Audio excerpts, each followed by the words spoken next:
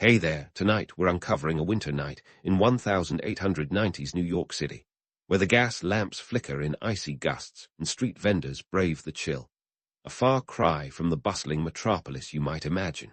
If these stories help you unwind, I'd love a quick like or subscribe, but only if they're genuinely working for you. I'm curious where in the world you're listening from, so drop your location and local time in the comments. It's amazing seeing our little community span the globe through these historical tales. Now find your comfort zone, perhaps turn on a fan for that gentle background hum, and let's venture into tonight's story together.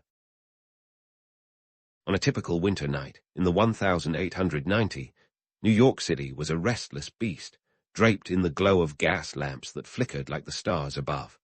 But let's not romanticize too much. These were city lights that barely fought off the darkness, more like mood lighting than anything practical. The air was filled with the sound of hooves clacking against cobblestones as horse-drawn streetcars ambled along streets teeming with people, many of whom were recent arrivals from Europe, eyes wide open, dreams possibly bigger than the city itself. New York was in the throes of an economic boom, and if there was ever a time to be in the Big Apple, this was it. The Statue of Liberty stood not too far off, looking pretty darn fresh at this point. Gifted by the French in 1886, Lady Liberty was still in her honeymoon phase with the city.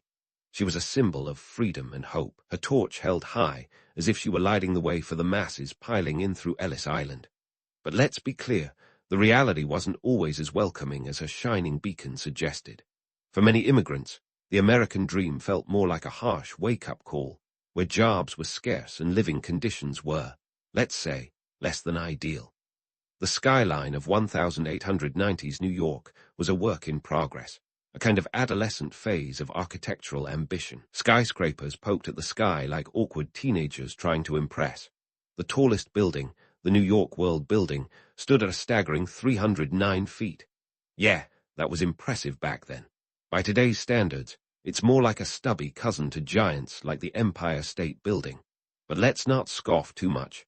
This was a time when the idea of a skyscraper was practically science fiction.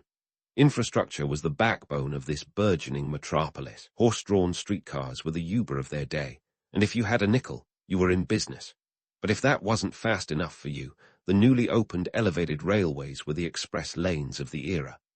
The first of these, the 9th Avenue line, started operating in 1868, and by the 1890s, they become an essential part of daily life, whisking riders above the crowded chaos below. Of course, the noise from these elevated trains was a sort of urban symphony, a cacophony of metal and steam that somehow blended into the city's soundtrack. But don't think everyone was thrilled with these technological wonders. The elevated trains, while a marvel of engineering, were not without their critics. They rattled and clanked above the streets, casting long shadows over the neighborhoods they traversed. Residents complained about the noise and the soot that settled like a grimy second skin on everything beneath. Still, they were a symbol of progress, a promise of a city always moving forward, even if that meant leaving a trail of disgruntled citizens in its wake. The city was a melting pot of cultures, with immigrants from all corners of Europe landing on its shores. You could hear a dozen languages within a single block, each one stitched into the city's cultural quilt. But this diversity wasn't just a quaint detail of urban life. It was a vital force that powered the city's growth. These new arrivals were the labor force that built the skyscrapers and manned the factories, often working in conditions that would make today's OSHA cry foul. And then there were the streets themselves, a chaotic tapestry of vendors, performers, and yes, the occasional pickpocket. Gas lamps cast long shadows in which all manner of deals went down. The city's rapid growth meant that real estate was a hot commodity, and the battle for space was as fierce as any Wall Street takeover. Landlords were often ruthless, and tenement buildings crammed families into spaces barely fit for a single person. It was a tough world, but one that promised endless possibilities for those willing to hustle. For all its grit and grime, the city was also a place of great beauty and innovation. Central Park, completed in 1876, offered a green oasis amid the urban sprawl. Designed by Frederick Law Olmsted and Calvert Vaux, the park was a deliberate attempt to bring a piece of pastoral serenity into the heart of the city. And while it might seem like a mere patch of green today, back then, it was a revolutionary idea, a space where the public could escape the city's relentless pace, even if just for a moment. So, there you have it. A winter night in 1890's New York City was a study in contrasts, a place where dreams and reality collided on a daily basis. It was a city of gaslit wonder and hard-knock life, where every street corner buzzed with the possibilities of a new century just around the corner. The city was alive, electric in its energy, a place where anything seemed possible, even if it didn't always turn out the way you'd hoped. Now, as we peel back the layers of this vibrant New York night, let's delve into the social fabric that stitched this city together, albeit with a few loose threads. The myth of the American dream was as alluring as the flicker of those gas lamps, promising, almost magical. But for many of the immigrants who arrived with stars in their eyes, that dream quickly turned into a waking nightmare. Ah, the tenements. If you think your cramped studio apartment is small, imagine entire families squeezed into spaces that barely held a bed and a table. These buildings were the backbone of immigrant life in the city, but they were more like vertebrae made of brittle bone. Picture this: 5 to 7 stories high, each floor packed with multiple families sharing a single toilet. The air was thick with the smell of sweat and simmering stew, a stew that included the hopes of those who lived there, often boiled down to mere survival. The tenement buildings weren't just homes. They were microcosms of the world outside, bustling with different languages and customs. Italians, Irish, Jews, Germans, each block was a mosaic of European life. But let's not romanticize it. These neighborhoods were more Survivor, New York, than it's a small world. The Bowery, Lower East Side, and Hell's Kitchen. Those were the real battlegrounds where the dream met its gritty reality, with landlords who often resembled Dickensian villains, charging rents that could make your wallet weep. Working conditions: less career ladder, more snake pit. Many found themselves in sweatshops, their dreams of prosperity traded for threadbare garments, literally. The garment industry was notorious for its brutal pace and low pay. Picture sitting, hunched over a sewing machine, in a dimly lit room for as long as 12 hours a day. The Triangle Shirtwaist Factory, a name that would later become infamous, was just one of many such places where the American dream was hemmed and hoard over until it unraveled. And what were these workers earning for their toil? A paltry $1 to $2 a day if they were lucky. That's right, just enough to keep the wolf from the door, but not enough to invite it in for dinner. The disparity was staggering, and the city's social elite might as well have been living on another planet. While the Astors and Vanderbilts of the world were throwing lavish parties in their Fifth Avenue mansions, the average worker was trying to keep the lights on, literally. Gas lamps weren't just mood lighting for these folks, they were an essential luxury. But amid the despair, there was resilience. Enter the labor unions, the unsung heroes of this urban saga. They rose like phoenixes from the ashes of discontent, rallying workers to demand rights that seem obvious to us today, like not dying on the job. The American Federation of Labor, founded in 1886, was at the forefront of this movement, led by Samuel Gompers, a cigar maker with a knack for fiery rhetoric. Gompers and his ilk were the original disruptors, challenging the status quo long before Silicon Valley made it trendy. These unions were all about strength in numbers, a collective roar in the face of corporate indifference. They organized strikes and protests, their banners flying like battle flags. But these fights were far from easy, often met with hostility from employers who had deep pockets and even deeper grudges. The Haymarket Affair of 1886 in Chicago, while not in New York, echoed across the nation, a reminder of the deadly stakes involved when workers dared to demand dignity. Yet the unions pressed on, their efforts eventually paving the way for legislative reforms. By the end of the century, labor laws began to trickle in, like a reluctant stream finally breaking through a dam. Child labor restrictions, improved working conditions, and the 8-hour workday were victories 1 inch by painful inch. Theirs was a struggle that would continue into the next century, a testament to human tenacity in the face of adversity. In the meantime, the city itself continued its frantic evolution. As immigrants poured in, the cultural tapestry of New York became ever more intricate. Each group brought its own flavor, and the city's culinary scene was a feast of diversity long before food trucks made fusion cuisine a thing. Bagels, pasta, schnitzels, All these tastes and more mingled in the air, a sensory symphony that was uniquely New York. But let's not kid ourselves. This melting pot was more like a pressure cooker. Tensions simmered as different communities jostled for their slice of the pie, sometimes boiling over into violence. The draft riots of 1863, though a few decades past, were a grim reminder of what could happen when resentment reached a boiling point. Peaceful cohabitation was more of an aspiration than a reality, and the city's streets were often battlegrounds where ethnic and racial tensions played out. Despite these challenges, the labor of these communities built the New York we know today, one tenement, one factory, one protest at a time. So, as we stand in the glow of our modern city, it's worth remembering the grit beneath the glamour. The American dream was, and is, a complicated tale, not a fairy tale. It's a story of struggle and perseverance, a dream deferred but never entirely forsaken. And just like that, the night rolls on, the city's still a restless beast, ever evolving and eternally alive. Now, let's slip into the nightlife of 1890s New York, where the city's pulse throbbed with the beat of brass bands and the clinking of glasses. If the tenements were the ribcage of the city, then Broadway was its gloriously overworked heart. Imagine it, a stretch of street that glittered not just with the promise of entertainment, but with the electric glow of new incandescent lights.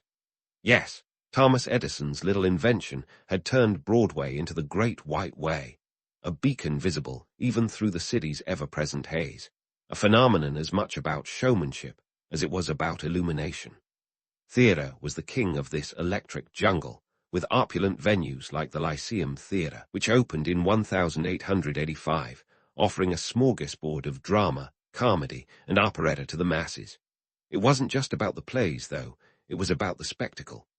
The sets were grand, and the costumes were so elaborate they could have walked off with the show. And let's not forget the stars of the day. Names like Lillian Russell and John Drew Jr. were plastered on playbills and whispered in the salon gossip circuits. While they were the luminaries who lit up the stage, the real stars were perhaps the patrons themselves, who came dressed to the nines, eager to see and be seen in this glittering social theatre. But let's not get too carried away with the glam. For every plush velvet seat in a grand theatre, there was a wooden stool in a raucous saloon or a cramped perch in a vaudeville hall. Ah, vaudeville, the Netflix of its day, if Netflix were a chaotic mix of slapstick comedy, melodrama, and musical acts. These shows were a hodgepodge of entertainment, the kind of variety that would throw everything at the audience, hoping something would stick. Sure, you might get a songbird warbling a sentimental tune, but you'd also get a strongman bending steel bars, often in the same lineup. And while the performers might not have been household names, their antics were the talk of the town. Vaudeville was a democratic art form if ever there was one. It didn't discriminate who could laugh or gasp.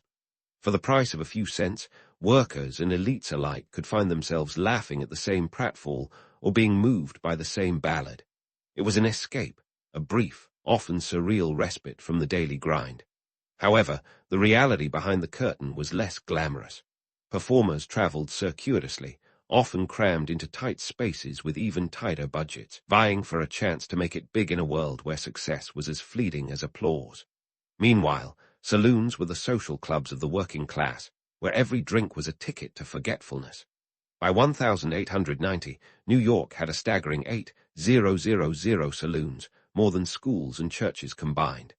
These establishments weren't just watering holes, they were lifelines for many. Here, the average Joe could nurse a pint for a nickel, and if he was lucky, get a free lunch thrown in with his tab.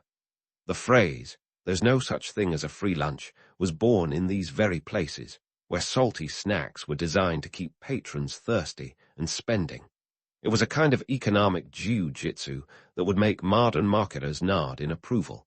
But don't let the free lunch fool you into thinking these places were benevolent. The saloons were rough-and-tumble establishments where the line between a good night out and a brawl was as thin as the beer. They were places where the city's grit was on full display, with characters as colorful as the liquor on offer. The more notorious joints were often fronts for illicit activities, where one could find gambling, and if the mood struck, an illegal boxing match in the back room. It was this very grit that reformers like Anthony Comstock sought to scrub clean from the city's reputation. Enter the moral crusaders, armed with an indignant sense of propriety and a mood board filled with visions of a cleaner, more virtuous New York. Comstock, a postal inspector and politician, spearheaded these efforts with a zeal that bordered on the fanatical. He founded the New York Society for the Suppression of Vice in 1873 and proceeded to wage war on anything he deemed morally corrupt. Books, plays, and even the risque postcards that tourists loved to send home found themselves in Comstock's crosshairs, often with the full force of law behind him. He was like a one-man morality SWAT team, raiding establishments and confiscating obscene materials with righteous gusto. The real irony here: the more Comstock and his ilk tried to clamp down, the more the city seemed to revel in its wickedness. It's a tale as old as time. Tell people they can't have something, and they'll want it even more. The reformers' efforts were a game of whack-a-mole, with vice popping up in new forms as soon as one was suppressed. The city's spirit was uncontainable, a restless beast that thrived on its own chaos and contradictions. For all their efforts, the moral reformers couldn't dim the lights of Broadway, nor could they silence the laughter spilling from vaudeville halls or the clinking of glasses in saloons. New York's nightlife was an unstoppable force, a testament to the human need for escapism and the city's unyielding vibrancy. It was a place where dreams could be bought, at least temporarily, and reality was just a curtain that could be drawn back at dawn. As the century drew to a close, the city stood on the brink of transformation. The seeds of modernity had been sown, and New York was poised to grow into the bustling metropolis we recognize today. But on those winter nights of the 1890s, the city was still finding its footing, a place of both stark reality and shimmering fantasy.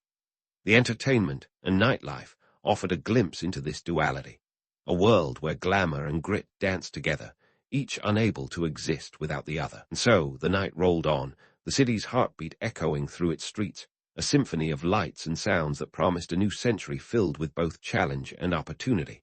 In this vibrant, electric city, the possibilities seemed as endless as the skyline itself. But let's not get ahead of ourselves. There are still more stories to uncover, more truths to unearth, as New York continues its journey into the modern age. Stay tuned, because this tale is far from over. Politics in 1890s New York. Now there's a subject that's as tangled as a bowl of spaghetti. Tammany Hall, the infamous political machine, was the puppet master pulling the strings, and they did it with the finesse of a magician and the subtlety of a bull in a china shop.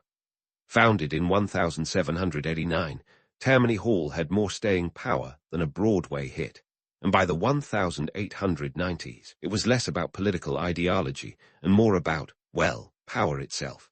So, who were the headliners in this political theater? Enter Richard Croker, Tammany's boss during the late 19th century. If you're picturing a dapper gentleman with a twinkle in his eye, think again. Croker was more bulldog than politician, a man who could charm you with one hand while picking your pocket with the other. Under his watch, Tammany Hall functioned like a well-oiled machine, or perhaps a dysfunctional family where everyone knew their role, whether they liked it or not. Tammany was the ultimate in patronage politics. You scratch my back, I'll scratch yours, and maybe throw in a city contract or two. They had their fingers in everything from police appointments to public works, and if you wanted something done in New York, you'd better be ready to grease the wheels. And those wheels were practically rolling in graft. In 1894, the Lexo Committee, a special investigative body, dug up enough dirt on corruption within the police force to fill a few novels, revealing that officers paid bribes for promotions and turned a blind eye to illegal activities. But let's not dismiss Tammany as just a den of thieves. They were also the champions of the immigrant working class, providing jobs and assistance in exchange for votes. It was a symbiotic relationship. Tammany got power, the people got support. And for many new arrivals to the city, Tammany Hall was the first helping hand they encountered. There's a certain romantic appeal to that, even if the reality was more about self-interest than altruism. Yet, as much as Tammany helped the common man, they also lined their own pockets. Take the Tweed ring of the 1870. William Boss Tweed and his posse embezzled an estimated $45 million to $200 million from the city, a staggering sum even by today's standards. By the time the 1890s rolled around, The stink of corruption was so thick you'd need more than a political air freshener to clear it out. Reformers smelled blood in the water, and they were out for a political culling. Leading the charge against Tammany was the Committee of 70, a group of reform-minded citizens who aimed to dismantle the political machine. Their rallying cry was for clean government and accountable public officials. They were the original whistleblowers, and their efforts led to the election of Mayor William L. Strong in 1894, a victory that was supposed to free the city from Tammany's grip. But as with all good dramas, the plot only thickened. Strong's administration did see some reforms, like the creation of the Civil Service Commission to curtail the patronage system. But Tammany wasn't ready to throw in the towel. They regrouped, recalibrated, and by the turn of the century, they were back in the game with Charles Francis Murphy at the helm. Murphy was the polar opposite of Croker, a quiet strategist rather than a bombastic showman. Under his leadership, Tammany adopted a more progressive platform, supporting labor reforms and social welfare programs. Talk about a political makeover. However, the reformers didn't go quietly into the night. The muckrakers, journalists on a mission to expose corruption, kept the pressure on.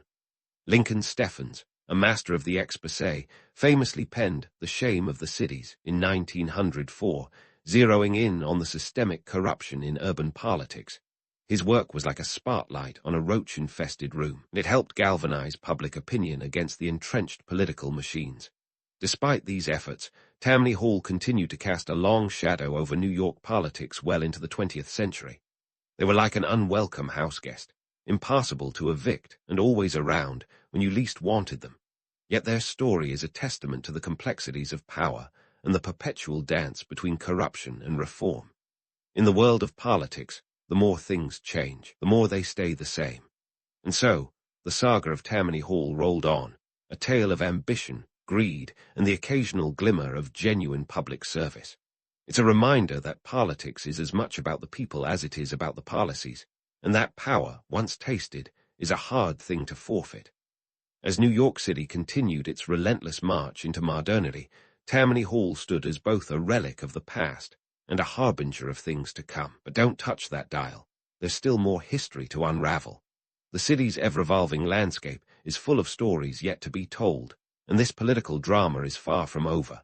So, keep your eyes peeled and your ears open, because the next chapter in New York's tale promises to be just as captivating as the last. Stay tuned, my friends, for the journey is just beginning. And so, as the 19th century drew its final breath, and New York blinked into the 20th, the city was ready to strut onto a larger stage. The transformation of New York City in the 1890s had been nothing short of a high-wire act, daring, precarious, and utterly captivating. From the tenements to the towers, every brick and beam told a story of ambition and adversity. But as the dust settled, what was the legacy left behind by this tumultuous decade? It's easy to romanticize the 1890 as a golden age of innovation and opportunity. And sure, to some extent it was. The city's skyline was stretching upwards, its economy was a bustling beehive, and its cultural scene was a smorgasbord of variety that could rival even the most eclectic of buffets. But beneath the city's glitzy veneer lay a landscape riddled with potholes of poverty, corruption, and inequality. The reality was far less glamorous than the myth, but that didn't make the myth any less alluring. Let's talk legacy. New York, in the 1890, set the stage for what would become a century of superlatives. The city laid the groundwork for skyscrapers that would eventually scrape the actual sky, and the infrastructure developments, such as the completion of the Brooklyn Bridge in 1883, paved the way, quite literally, for future expansion. By 1904, the city would open its first subway line, a subterranean marvel that would redefine urban transportation, making the elevated trains look like quaint relics by comparison. These innovations weren't just feats of engineering. They were bold declarations of intent, signaling New York's aspirations to be nothing less than the world's preeminent metropolis. Economically, the city was a juggernaut, but not without its hiccups. The Panic of 1893, a severe economic depression, was a nasty wake-up call that rattled the nation, leaving New York reeling but not wrecked. It was a reminder that the city's financial underpinnings were as volatile as they were promising. But the city's resilience shone through, as it always does. By the turn of the century, New York was back on its feet, its economy roaring like a Model T engine in need of a tune-up. Yet, for all its progress, the city was still a place of stark contrasts. The opulence of Fifth Avenue was a world away from the squalor of the Lower East Side, where the American dream felt more like a cruel joke. The economic disparity was a chasm that no bridge could span, at least not yet. And while the wealthy indulged in luxuries, the working class toiled away in conditions that were often as punishing as they were precarious. It was a tale of two cities, each one clinging to its own version of New York's promise. Politically, the 1890s were a crucible of change. Tammany Hall, love it or loathe it, played a pivotal role in shaping the city's political landscape. The machine's ability to adapt, to shift gears from patronage to progressive reforms, was a testament to its shrewdness, if not its scruples. But the real legacy of Tammany was its demonstration of the power of grassroots mobilization. It showed that politics wasn't just a game for the elite. It was a street fight where the underdog could, and did, land a punch. Socially, the city was a melting pot of cultures, each one contributing to the rich tapestry that was, and still is, New York. The immigrant experience was fraught with challenges, but it was also a crucible of creativity and community. These newcomers didn't just build the city, they became it.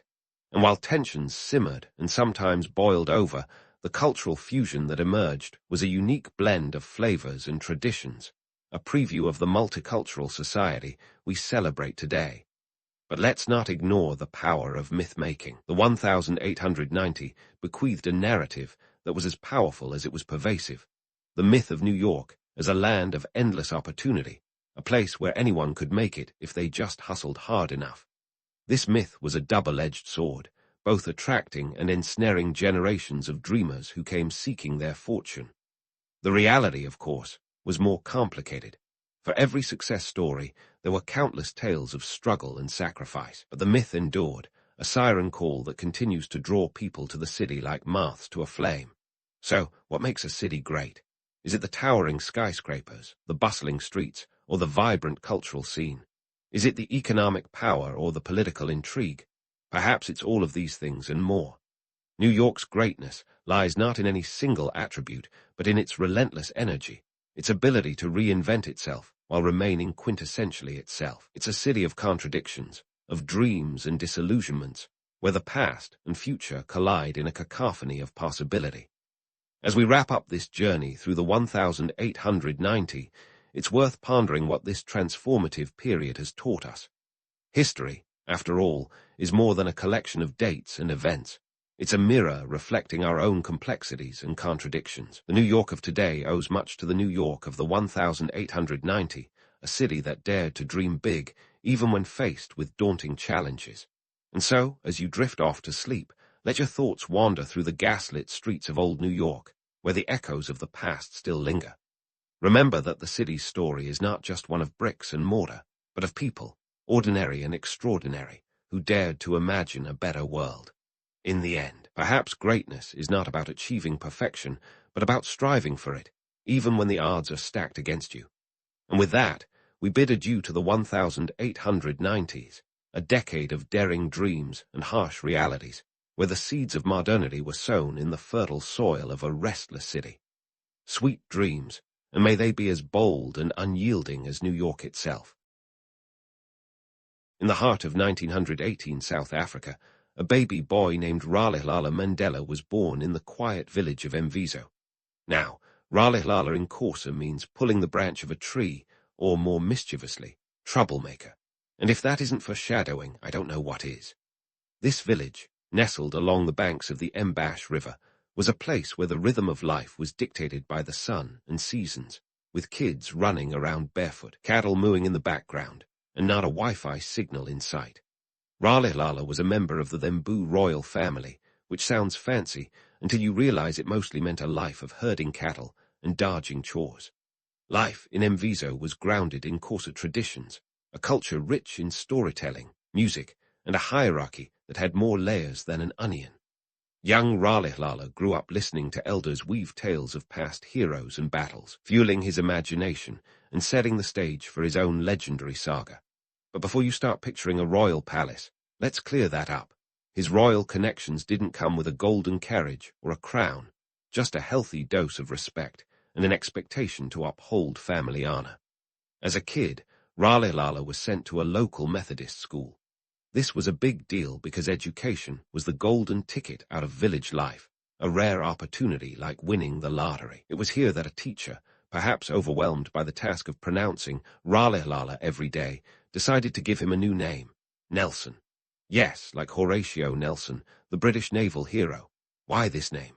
Well, colonial schools had this charming habit of renaming African children with English names, because why not add a colonial cherry on top of the imperial sundae? Nelson's school days were full of the usual mischief. You know, the kind that involves less dodging detention and more dodging cattle horns. But it was also here that he began to realize that the world outside his village was a lot bigger and a lot less kind to people who looked like him. The 1920s and 30s South Africa was a place where racial segregation wasn't just a social norm, it was practically a national pastime. And Mandela, even as a young boy, was already starting to question why the rules seemed so rigged. When his father passed away, young Nelson was sent to live with the Thembu regent, Chief Jangintaba Dalindibo, in Mqhekisweni. This was a turning point. Think of it as going from a local community college to Harvard.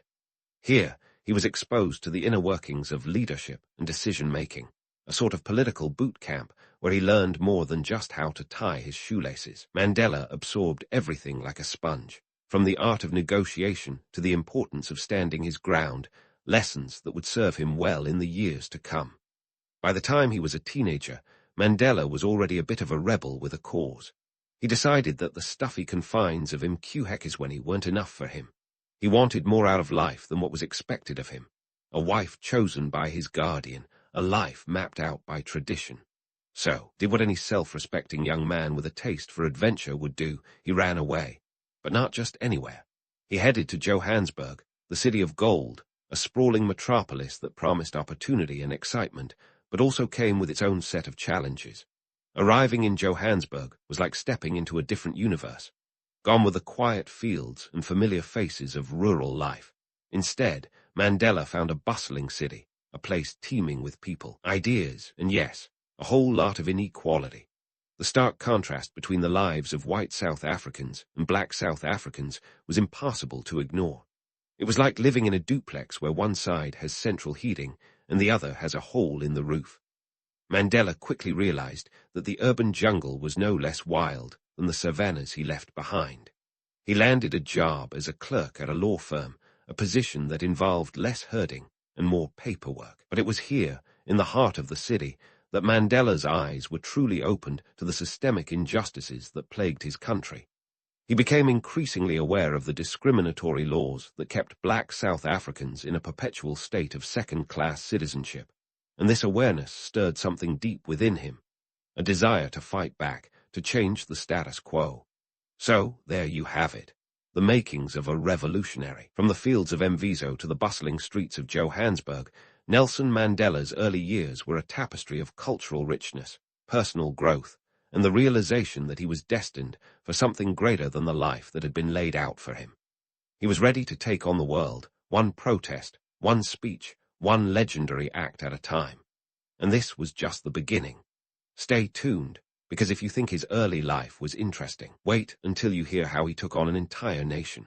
Now, with Mandela ready to take on the world, let's dive into the concrete jungle of 1940s Johannesburg. It was a place where dreams were made and shattered with equal fervor. For Mandela, this city was less about dazzling lights and more about the glaring inequalities that lit a fire under him. Freshly arrived and eager to shake things up, Mandela wasn't just another face in the crowd. He was a man on a mission, ready to rewrite the rules.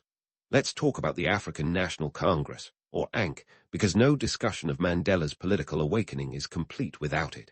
Founded in 1912, the ANC was initially more about polite petitions than fiery protests. But Mandela, alongside other young radicals, thought it was time to dust off the cobwebs and give it a serious shake-up. Enter the ANC Youth League, which Mandela helped establish in 1944.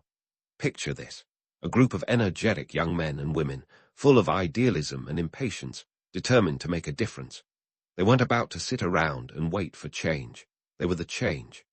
Mandela and his peers, including the likes of Walter Sisulu and Oliver Tambo, were determined to transform the ANC into a more confrontational organization. The Youth League was all about direct action, boycotts, strikes, and civil disobedience. They had a manifesto, grandly titled Program of Action, which called for a more aggressive stance against racial oppression. If the ANC was a dusty old record, then the Youth League was the needle that made it sing a new tune. Amidst this political whirlwind, Mandela decided to hit the books. Enrolling at the University of Witwatersrand, he studied law. Imagine him, one of a handful of black students in a sea of white faces, trying to soak up knowledge while navigating the racial minefield of higher education. It wasn't just about learning torts and statutes. It was about understanding the legal system he was determined to dismantle. The irony wasn't lost on him, studying the very laws that oppressed him so he could one day tear them down. In 1952, Mandela, together with his friend Oliver Tambo, opened South Africa's first black law firm. This was a big deal. I mean, we're talking about a time when separate but equal was the law of the land, and equal was about as likely as a snowstorm in the Sahara. Mandela and Tambo offered legal advice to black South Africans, who were often as lost in the legal system as a tourist without a map. Their firm was more than just a business. It was a beacon of hope for those who had nowhere else to turn. But while Mandela was busy laying the groundwork for change, the government was doubling down on its oppressive policies. Enter the 1948 Population Registration Act, a piece of legislature so absurd it could have been penned by a satirist. This law required every South African to be classified by race, white, black, or colored. And if you think that sounds straightforward, think again. There were tests, yes, tests, to determine your race, including the infamous pencil test, which involved sticking a pencil in someone's hair to see if it would fall out. Spoiler, if it stuck, you weren't white. It's almost as if the government was trying to win an award for the most ridiculous attempt at social engineering. This act was the cornerstone of apartheid, a system that turned racial discrimination into a national hobby. And Mandela, with his newfound legal expertise and unyielding resolve, was having none of it. He saw apartheid for what it was, a cruel, absurd charade that needed to be dismantled. For Mandela and his comrades, the time for polite dissent was over. They were ready to take on the apartheid regime, armed not just with rhetoric, but with a strategic plan for civil disobedience and resistance. So here we are, with Mandela and his allies gearing up for a fight that would last decades. They were David against the Goliath of institutionalized racism, but they had slingshots made of courage and conviction. The stage was set for a showdown that would change the course of history. Mandela was poised to take his place as a leader, not just of a movement, but of a nation yearning for justice. Stay with us, because the story's about to get even more intense. It's one of those tales where the hero doesn't just ride off into the sunset. He rides into the storm, ready to face whatever comes next. And trust me, there's a whole lot more to come. With Mandela and his comrades gearing up for the fight of their lives, they knew the stakes were higher than a giraffe on stilts. As the 1950s rolled into the 1960s, the South African government's grip on racial segregation tightened like a boa constrictor at a hug convention. But Mandela wasn't about to let that squeeze the life out of their movement. He became a leading figure in the ANC's Defiance campaign, a series of coordinated acts of civil disobedience against apartheid laws. Imagine a group of people calmly refusing to obey unjust laws, knowing full well they'd be met with batons and prison cells. That's courage on tap, folks. By 1961, the situation had escalated to a boiling point harder than a chili pepper in a sauna. The government had declared a state of emergency, and Mandela found himself in the crosshairs. He and his fellow activists were faced with a tough choice: continue peaceful protests or meet the regime's violence with some strategic sabotage. They chose the latter, forming Umkhonto we Sizwe, Spear of the Nation, a militant wing of the ANC. Mandela, ever the strategist, didn't take this decision lightly. He knew that blowing up a few empty government buildings was a far cry from all-out warfare. but it was a necessary step to rattle the chains of oppression.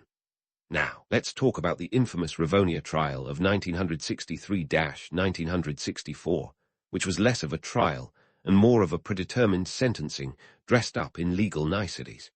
Mandela and his co-defendants were charged with sabotage and conspiring to overthrow the government.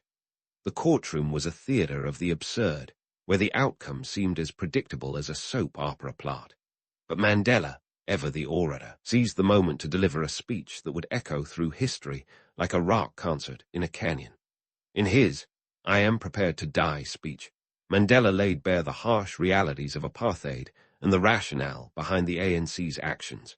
He spoke of a democratic and free society as his ideal, where all people could live in harmony with equal opportunities.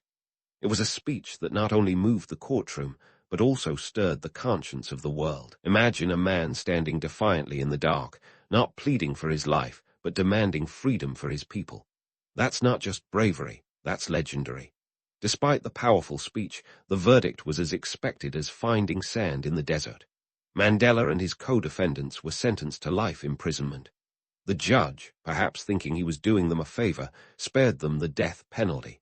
But let's be real, a life sentence on Robben Island wasn't exactly a spa weekend. Upon arriving at Robben Island, Mandela's internal monologue must have been a mix of dark humor and grim resolve. "Ah, Robben Island," he might have thought. "I've heard it's lovely this time of year, if you're a seagull." The reality was far from idyllic. The prison was a harsh, unforgiving place where time moved slower than a tortoise on tranquilizers. Cold, concrete cells, back-breaking labor, and meager rations were the order of the day. Mandela's life was reduced to the monotonous rhythm of a prisoner's existence, yet he remained unbroken. Now, here's where the story takes a turn worthy of a plot twist in a telenovela. While Mandela was chipping away at limestone under the relentless sun, the world beyond Robben Island's shores was waking up to the injustice of his imprisonment. An international campaign for his release began to gain momentum, fueled by a curious blend of political activism and celebrity endorsements. Yes, that's right. Global pop stars started singing for a man they'd never met, turning Mandela into an icon of resistance on a scale that would make a Hollywood blockbuster blush. The irony wasn't lost on anyone. Here was a man locked away on a remote island, yet his influence was spreading faster than a meme on social media. Concerts and rallies were held worldwide, chanting "Free Mandela" as if it were the chorus to a universal anthem. It was as if the world had been handed a guitar and told to play the song of justice in unison. And so, the legend of Nelson Mandela grew, both in stature and significance.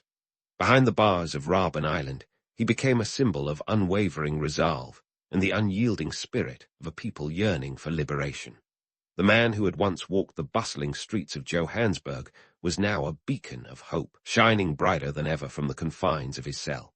So, as Mandela marked the days, months, and years with the patience of a saint and the determination of a chess master planning his next move, the world waited with bated breath. The story of Nelson Mandela was far from over, and the next chapters promised to be as compelling as a page-turner you just can't put down. Stay tuned, because there's more intrigue, inspiration, and transformation to come, and trust me, you won't want to miss it. And just like that, Nelson Mandela's story took another unbelievable turn. After spending 27 years behind bars, Mandela was released on February 11, 1990, and suddenly found himself thrust into a world that had moved on without him.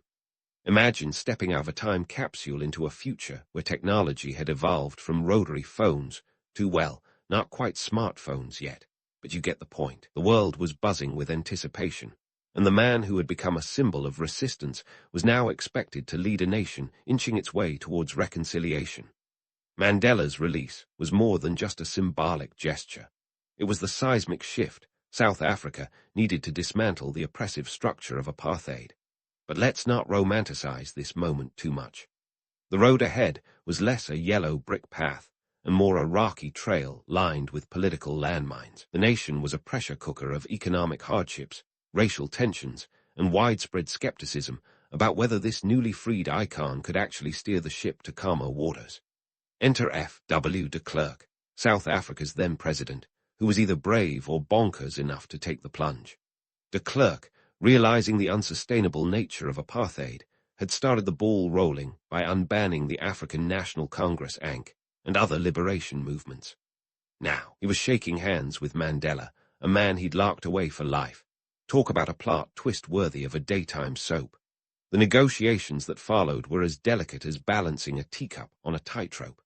Picture this: Mandela and de Klerk, two leaders from opposing ends of the moral spectrum, sitting across a table in a room filled with more tension than a high-stakes poker game. Both men knew that the stakes were higher than ever. One wrong move, and the nation could implode faster than a souffle in a thunderstorm. In these talks, Mandela proved he was not only a master orator, but also a shrewd negotiator. He understood that dismantling apartheid wasn't just about changing laws. It was about changing hearts and minds. And while we're on the topic of mind-bending transformations, Mandela had to tackle the economy, which was more tangled than a pair of earbuds left in a pocket. The country was facing sanctions, rampant unemployment, and an economy teetering on the brink. It was like trying to steer a ship with a busted rudder through a hurricane. Yet, against all odds, in 1993, Mandela and de Klerk were awarded the Nobel Peace Prize. It was a decision that raised more eyebrows than a botched celebrity facelift. Some saw it as a well-deserved recognition of their efforts to bring about peaceful change. Others, particularly critics of de Klerk, saw it as akin to awarding a burglar for returning stolen goods. Nonetheless, it was a testament to the complex dance of diplomacy and forgiveness that was unfolding before the world's eyes. When Mandela finally became South Africa's first black president in 1994, the real work began. The task of uniting a fractured nation was about as easy as getting cats to agree on a dinner menu. Skepticism was rampant, with many wondering if Mandela could actually do it. But Mandela's charisma was like a warm blanket on a cold day, soothing fears and inspiring confidence. He charmed skeptics and adversaries alike, turning tea meetings with dignitaries into marathons of politeness. Seriously, the man drank more tea that year than an Englishman at a garden party. Yet, even legends have their quirks. In his first year in office, Mandela famously struggled with new technology. The fax machine, for instance, was his personal nemesis. Picture the scene: Mandela, the leader of a nation, battling with a machine that seemed determined to eat paper rather than send it. It's a reminder that even the greatest among us are not immune to the frustrations of office equipment. And then there were the endless receptions, banquets, and state visits. The man was on a whirlwind diplomatic tour, meeting everyone from royalty to rock stars. Mandela's charm was his secret weapon, turning potential political snafus into moments of genuine connection. But it's worth noting that these glamorous events were underpinned by the harsh realities of transitioning from apartheid. Mandela's smile could light up a room, but it couldn't erase centuries of systemic inequality. These early days of Mandela's presidency were a blend of hope and hard work, optimism and obstacles. The man who had captured the world's imagination was now tasked with turning that vision into reality. It was a job that required more than just charisma. It required the tenacity of a marathon runner and the patience of a saint. And if anyone was up for the challenge, it was Nelson Mandela. So, as Mandela settled into his new role, the world watched with bated breath. Would the man who had defied the odds at every turn continue to do so? Would he be able to shepherd his nation through the turbulent waters of change? The answers were yet to unfold, but one thing was certain: Mandela was far from finished. The story of South Africa's transformation was still being written, and Mandela was its most compelling author yet. Stay tuned, because this narrative promises more twists, turns, and triumphs than ever before. As Mandela took the reins of a newly democratic South Africa, the challenges ahead seemed as daunting as climbing Table Mountain with a backpack full of bricks. The task of transforming a nation scarred by decades of apartheid was as colossal as it was urgent. The first order of business, establishing the Truth and Reconciliation Commission, TRC, in 1995, the brainchild of Mandela and Archbishop Desmond Tutu, aimed at healing the nation through an unflinching confrontation with its past. The TRC was a bold experiment in restorative justice, a sort of national therapy session where victims and perpetrators of apartheid-era crimes could come forward and spill the beans. More than 7,000 applications for amnesty were filed. each case a tangled web of pain and redemption. This wasn't just about airing dirty laundry. It was about washing it and hanging it out to dry in the harsh light of day. The commission hearings were broadcast on national television, turning the TRC into a must-watch series with more drama than a season finale of your favorite soap opera. Mandela understood that the TRC was crucial for uniting a country where forgiveness was a scarce commodity, and grievances ran deeper than a mineshaft. The aim was to replace vengeance with understanding, a goal that required more patience than a monk on meditation retreat. Yet, it wasn't all hugs and handshakes. Critics questioned whether true justice was being sacrificed on the altar of reconciliation. Could forgiveness truly flourish when the perpetrators were being granted amnesty, sometimes in exchange for little more than a heartfelt sorry? While the TRC was unpacking the skeletons in South Africa's closet, Mandela was also tackling the Herculean task of economic reform. The economy was in a state that could only be described as woeful, with unemployment hovering around 20% and nearly half of the population living in poverty. The country needed an economic overhaul more desperately than a leaky boat needs a patch. Mandela's government introduced the Reconstruction and Development Program, RDP, a plan as ambitious as it was necessary, aiming to create jobs, build houses, and provide basic services like water and electricity. The program, however, was plagued by budget constraints and bureaucratic hurdles, making its lofty goals seem more like a mirage than a roadmap. Despite the obstacles, Mandela's presidency was marked by a series of symbolic gestures that showcased his knack for bridging divides. Take the 1995 Rugby World Cup, hosted by South Africa. Mandela donned the green and gold jersey of the Springboks, a team that had long been a symbol of white supremacy. When South Africa won the tournament, Mandela's embrace of Captain Francois Pienaar was a moment of unity so powerful could have melted the iciest of hearts.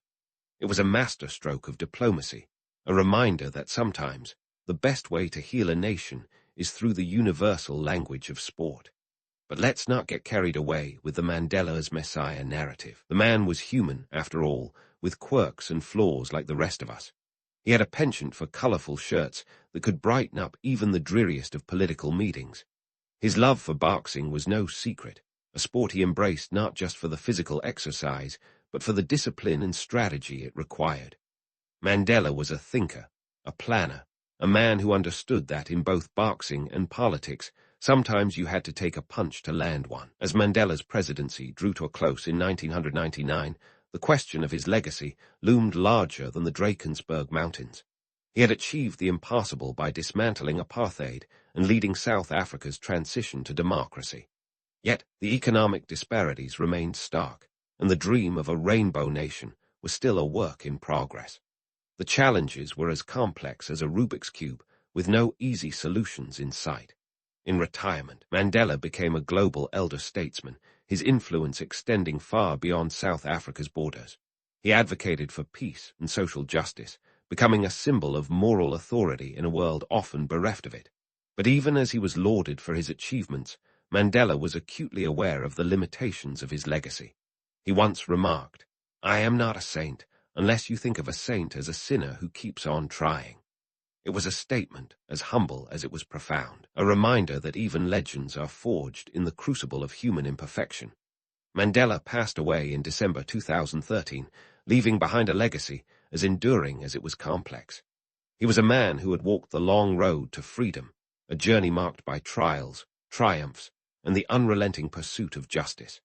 His life was a testament to the power of resilience and the belief that even the darkest chapters can give way to new beginnings. As we draw the curtain on Mandela's story, it's tempting to place him on a pedestal, to see him as a figure larger than life. But to do so would be to miss the essence of his legacy. Mandela was a man who understood that real change comes not from grand gestures, but from the quiet, persistent efforts to make the world a better place. He was a revolutionary, a visionary, and above all, a human being who dared to dream of a future where the sun shines equally on all. And perhaps, in the end, that's the most extraordinary legacy of all. The sun barely peeks over the hills when you, a shepherd in ancient Israel, are already up and at M. Forget snooze buttons. Your alarm clock is the bleating of 100 sheep. As you pull your cloak tighter against the early chill, you realize this isn't a pastoral postcard. It's a job, and not the romanticized version with cherubs and fluffy clouds. Time to dive into the nitty-gritty of shepherding, where the smell of sheep is your companion and the rugged terrain your office. Now, let's talk about your morning routine. You might think it's all leisurely strolls and philosophical musings. Not quite. First up, the head count. Losing a sheep is more than just a headache. It's like losing a small fortune. Each sheep is worth something like a half shekel in silver, give or take. That's a chunk of change unless you're King Solomon, and let's face it, you're not. Keeping track of these woolly investments is like watching over a flock of unruly toddlers with a penchant for wandering off cliffs. Once you've wrangled your flock, it's time to grab your trusty tools, the rod and the staff. These aren't metaphors from a psalm. They're practical, essential gear. The rod is your goda for protection, a short, club-like weapon perfect for warding off predators, both the furry and the two-legged kind. Think of it as your ancient baseball bat, only more biblical. The staff, meanwhile, is your extension arm, great for guiding sheep and rescuing them from tight spots. It's less a shepherd's crook and more a shepherd's Swiss Army knife.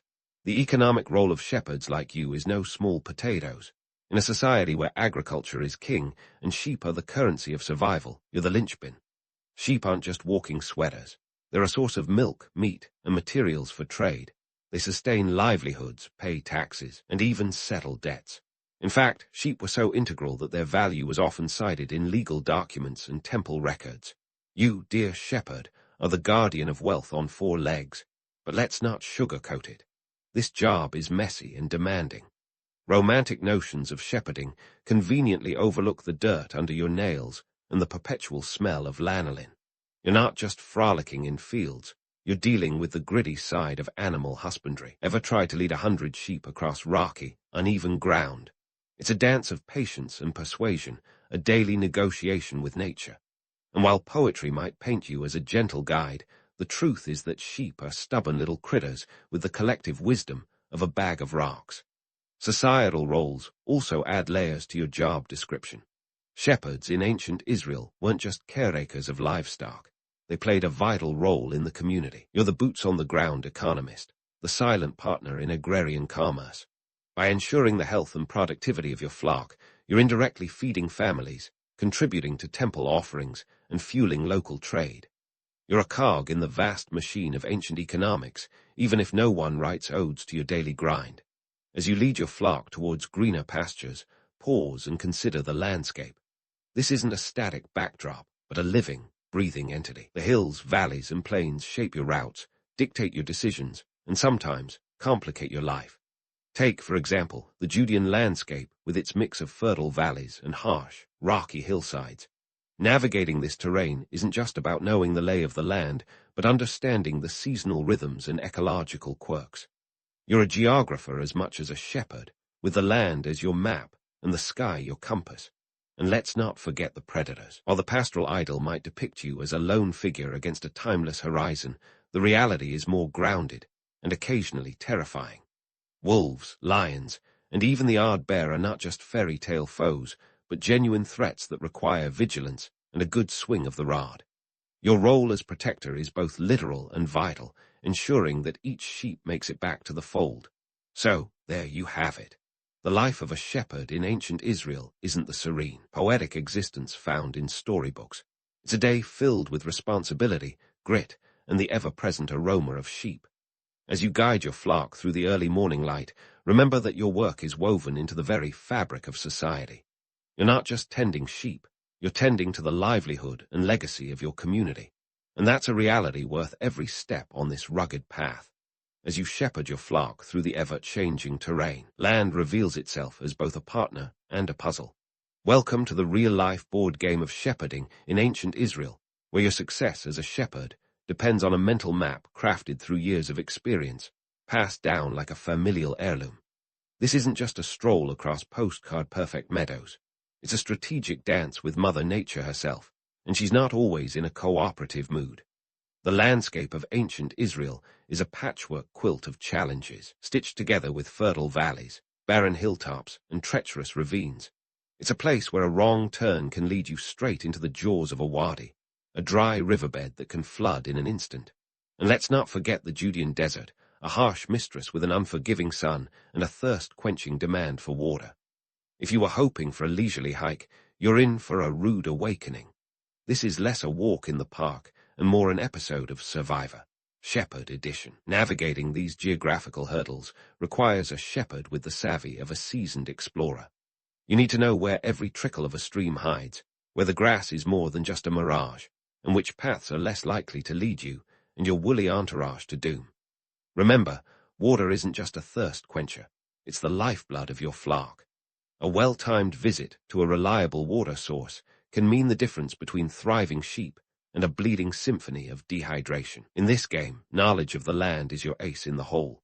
Let's talk about water sources, those elusive oases that could have given Indiana Jones a run for his money. In a region where rain is as unpredictable as a toddler's mood swings, knowing where to find a spring or well is more valuable than any treasure map. Springs like En-Gedi, for instance, were literal lifelines. You had to time your visits carefully. Too late, and you'd be left with a muddy puddle. Too early, and you risked running out of pasture before the next seasonal rains. Speaking of seasons, they are the puppeteers pulling the strings of your shepherding routine. The climate in ancient Israel swings between extremes, scorching summers and cold, wet winters. These aren't just background scenery, they are the scriptwriters of your shepherding drama. You'd better know when to move to higher ground to escape the summer heat, or when to descend into valleys to find greener pastures during the rainy months. It's like playing chess with the elements, each move calculated to keep your flock fed and safe. Weather patterns are your scoreboard in this game. They don't just dictate your routes, they determine the very survival of your flock. A sudden rainstorm can turn a docile stream into a raging torrent faster than you can say, flash flood. Shepherds had to be amateur meteorologists, reading the sky like an ancient weather app. A darkening cloud or a shift in the wind could signal a change in plans, sending you scrambling for higher ground or backtracking to safer pastures. Now, let's debunk some myths, shall we? The romantic notion of a shepherd as a solitary figure communing with nature overlooks the gritty reality of dealing with environmental curveballs. It's not just about the pastoral poetry. It's about dodging nature's sucker punches, those idyllic visions of shepherds lazily leaning on their staffs. Try herding 100 sheep as a thunderstorm rolls in, each raindrop a reminder that nature doesn't care about your plans. It's less serenade and more survival, with the land as both your muse and your menace. Economically, your shepherding prowess, or lack thereof, has ripple effects beyond the fields. Successful navigation of the land means healthy sheep, which translates to thriving economies and even political stability. Sheep aren't just walking bundles of wool. They're currency in a barter system where livestock can pay taxes or settle disputes. Your knowledge of the terrain doesn't just fill bellies, it fills coffers and keeps the peace. So, as you stand amidst your flock, with the land stretching infinitely around you, remember that you're not just walking through history. You're living it. Each step you take is a step in a dance as old as civilization itself. Your routes, dictated by the whims of weather and the lay of the land, are the arteries of ancient Israel, keeping the heartbeat of society alive. And while the romance of the shepherd might capture imaginations, it's your grit, your knowledge, and your unyielding connection to the land that keeps the story moving forward. As the sun dips lower, casting long shadows across the rugged terrain, you carry on, a shepherd with the weight of the world, and a flock of sheep on your shoulders. As the sun climbs higher, casting a harsh glare over the rugged terrain, you find yourself not just a shepherd but an unwitting participant in a complex social hierarchy. Let's talk community dynamics, shall we? In ancient Israel, shepherds like you were the unsung heroes, or maybe just the unsung. Sure, your role was vital, but let's not kid ourselves. Society wasn't exactly rolling out the red carpet. In the pecking order of ancient Israel, shepherds occupied a peculiar position. You were crucial to the economy, yet you lived on the fringes, literally and metaphorically. While farmers, traders, and city dwellers mingled in bustling markets, you were out in the fields, knee-deep in lanolin and loneliness. You were the guy who showed up to the party, knowing full well you weren't on the guest list. It's like being the roadie at a rock concert, essential, but rarely in the spotlight. Yet your sheep were the rock stars of the ancient economy. Sheep were a triple threat, producers of wool, milk, and meat. Wool was the ancient world's equivalent of a blue-chip stock, durable, versatile, and always in demand. A single sheep could yield about 6 to 8 pounds of wool annually. That wool was spun into textiles, a staple of trade routes stretching from Mesopotamia to the Mediterranean. Your flock was less a pastoral backdrop and more a mobile bank vault. Now, let's debunk the romanticized notion of shepherds as revered wise men communing with nature. In reality, shepherds were outsiders, often looked upon with suspicion and disdain. You were the rough-around-the-edges type, spending more time with sheep than with people. It's the ancient version of living in a van down by the river. Sure, you knew the land like the back of your hand, but that didn't win you popularity contests. Society had a love-hate relationship with shepherds, valuing your sheep while side-eyeing you. Despite your outsider status, you played a crucial role in the local economy. You weren't just tending sheep, you were managing assets. A single sheep could fetch a price of about a half shekel of silver. Considering that a day's wage for a laborer was around 1/10 of a shekel, your flock represented serious money. You were the quiet force driving the local economy, turning grass into gold while the rest of society was busy ignoring you. Your interactions weren't limited to sheep and solitude. Enter the traders, those smooth-talking middlemen who turned your woolly bundles into profits. Shepherds and traders had a symbiotic relationship, even if it was more of a love-hate affair. Traders were the bridge between your solitary existence and the bustling world of commerce. They'd swoop in, turning your hard-earned wool and sheep into coins and credit, all while taking their cut. It was capitalism, ancient style, with a side of bartering. Traders, with their network of connections and silver tongues, were the ancient world's linked-in influencers. They traveled far and wide, ensuring that your sheep's wool ended up on the backs of Egyptian nobles or woven into the tents of Bedouin nomads. They were the ones who could transform your humble sheep into a story of economic success. Yet, for all their charm, traders weren't always your friends. They had a knack for haggling down to the last shekel, turning every transaction into a test of wits. Society's view of shepherds was a paradox wrapped in wool, valuable yet undervalued. You were the backbone of the agrarian economy, yet you lived on its periphery. While others enjoyed the comforts of village life, you were out in the elements, battling the whims of weather and the occasional predator. It's the kind of job that makes you appreciate a warm meal and a dry bed, luxuries that weren't always guaranteed. Shepherds were the original gig workers, hustling long before it was cool. Your life was dictated by the rhythms of the land, the seasons your only employer. There were no weekends or holidays, just a relentless cycle of sunrise and sunset, punctuated by the bleat of sheep. You were part of a tradition as old as civilization itself, a thread woven into the tapestry of history. As for the social ladder, you weren't exactly climbing it. Shepherds were often seen as rough and tumble, not quite fitting into the polite society of farmers and merchants. You were the maverick, the one who lived by the rules of the wild rather than the codes of urban life. While others gathered at markets and temples, sharing news and gossip, you were out in the fields, your only companions the stars above and the sheep at your feet. But don't let the outsider status fool you. Shepherding was a craft, passed down through generations like a family secret. It required a keen eye, a deft hand, and an understanding of the land that was almost mystical. In a world without GPS, you were the navigator, charting courses through the wilderness with nothing but instinct and experience. You were the original survival expert, long before it was televised. Your workday wasn't clocked in hours, but in tasks completed.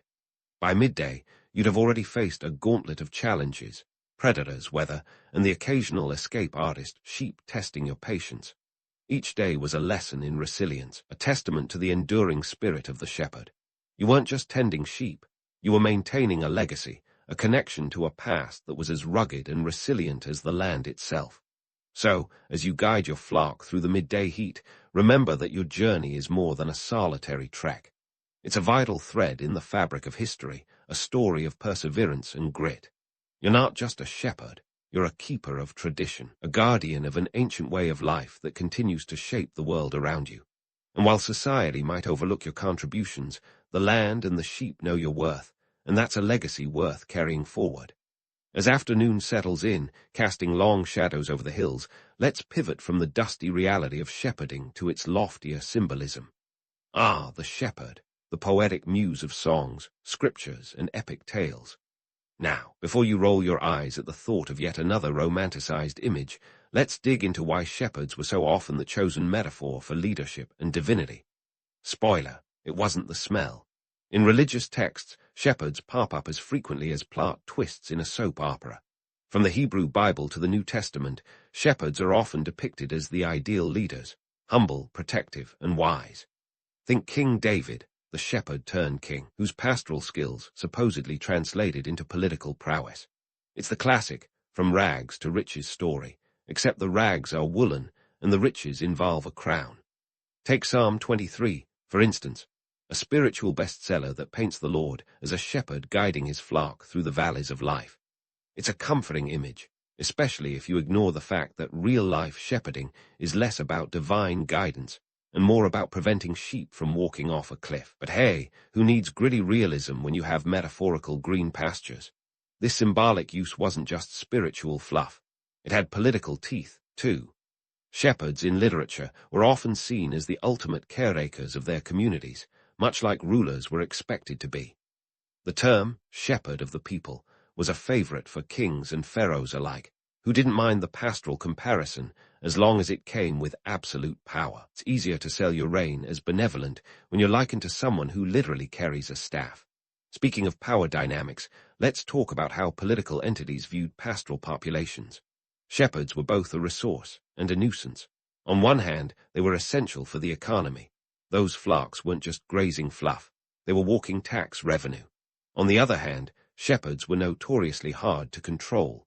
Imagine trying to govern a group that's constantly on the move, not to mention adept at surviving off the grid.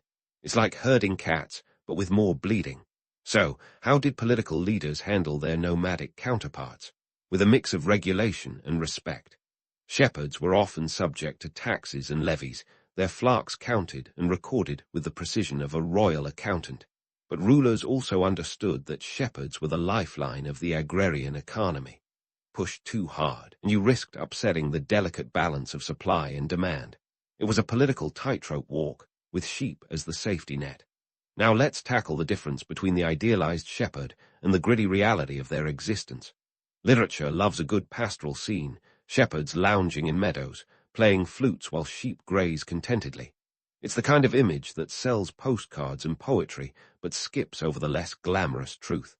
In reality, shepherds were more likely to be found wrestling a sheep out of a thorn bush or fending off predators with a well-aimed rock. Less pastoral idyll and more national geographic special. Even the tools of the trade were romanticized. The shepherd's staff, for instance, is often depicted as a symbol of authority and guidance. In reality, it was more akin to a multifunctional tool, used for everything from prodding sheep to pulling them out of trouble. It's the Swiss Army knife of the ancient world, minus the corkscrew. Sure, it had symbolic weight, but that didn't make it any less practical. As you ponder the afternoon light glinting off the hills, consider how the shepherd's life was a study in contrasts. On one hand, you had the weighty symbolism and reverence in literature and religion. On the other, the daily grind of keeping sheep alive and accounted for. It's a duality that speaks to the human condition, the desire for meaning amidst the mundane. The political landscape of ancient Israel was as rocky as its terrain, with shepherds caught in the crosshairs of power plays and territorial disputes.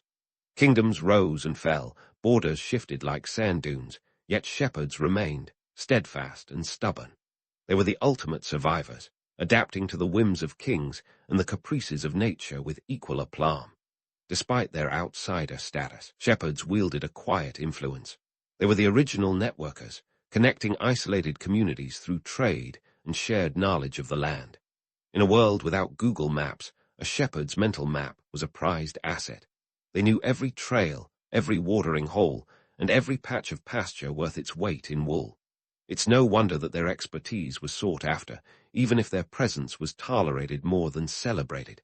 In the grand tapestry of history, shepherds were the threads that held it all together, often unseen but undeniably vital. Their legacy is one of resilience and resourcefulness, a testament to the enduring spirit of those who lived on the fringes of society. While the literary and religious depictions of shepherds may gloss over the grit, the reality was far more complex and far more compelling.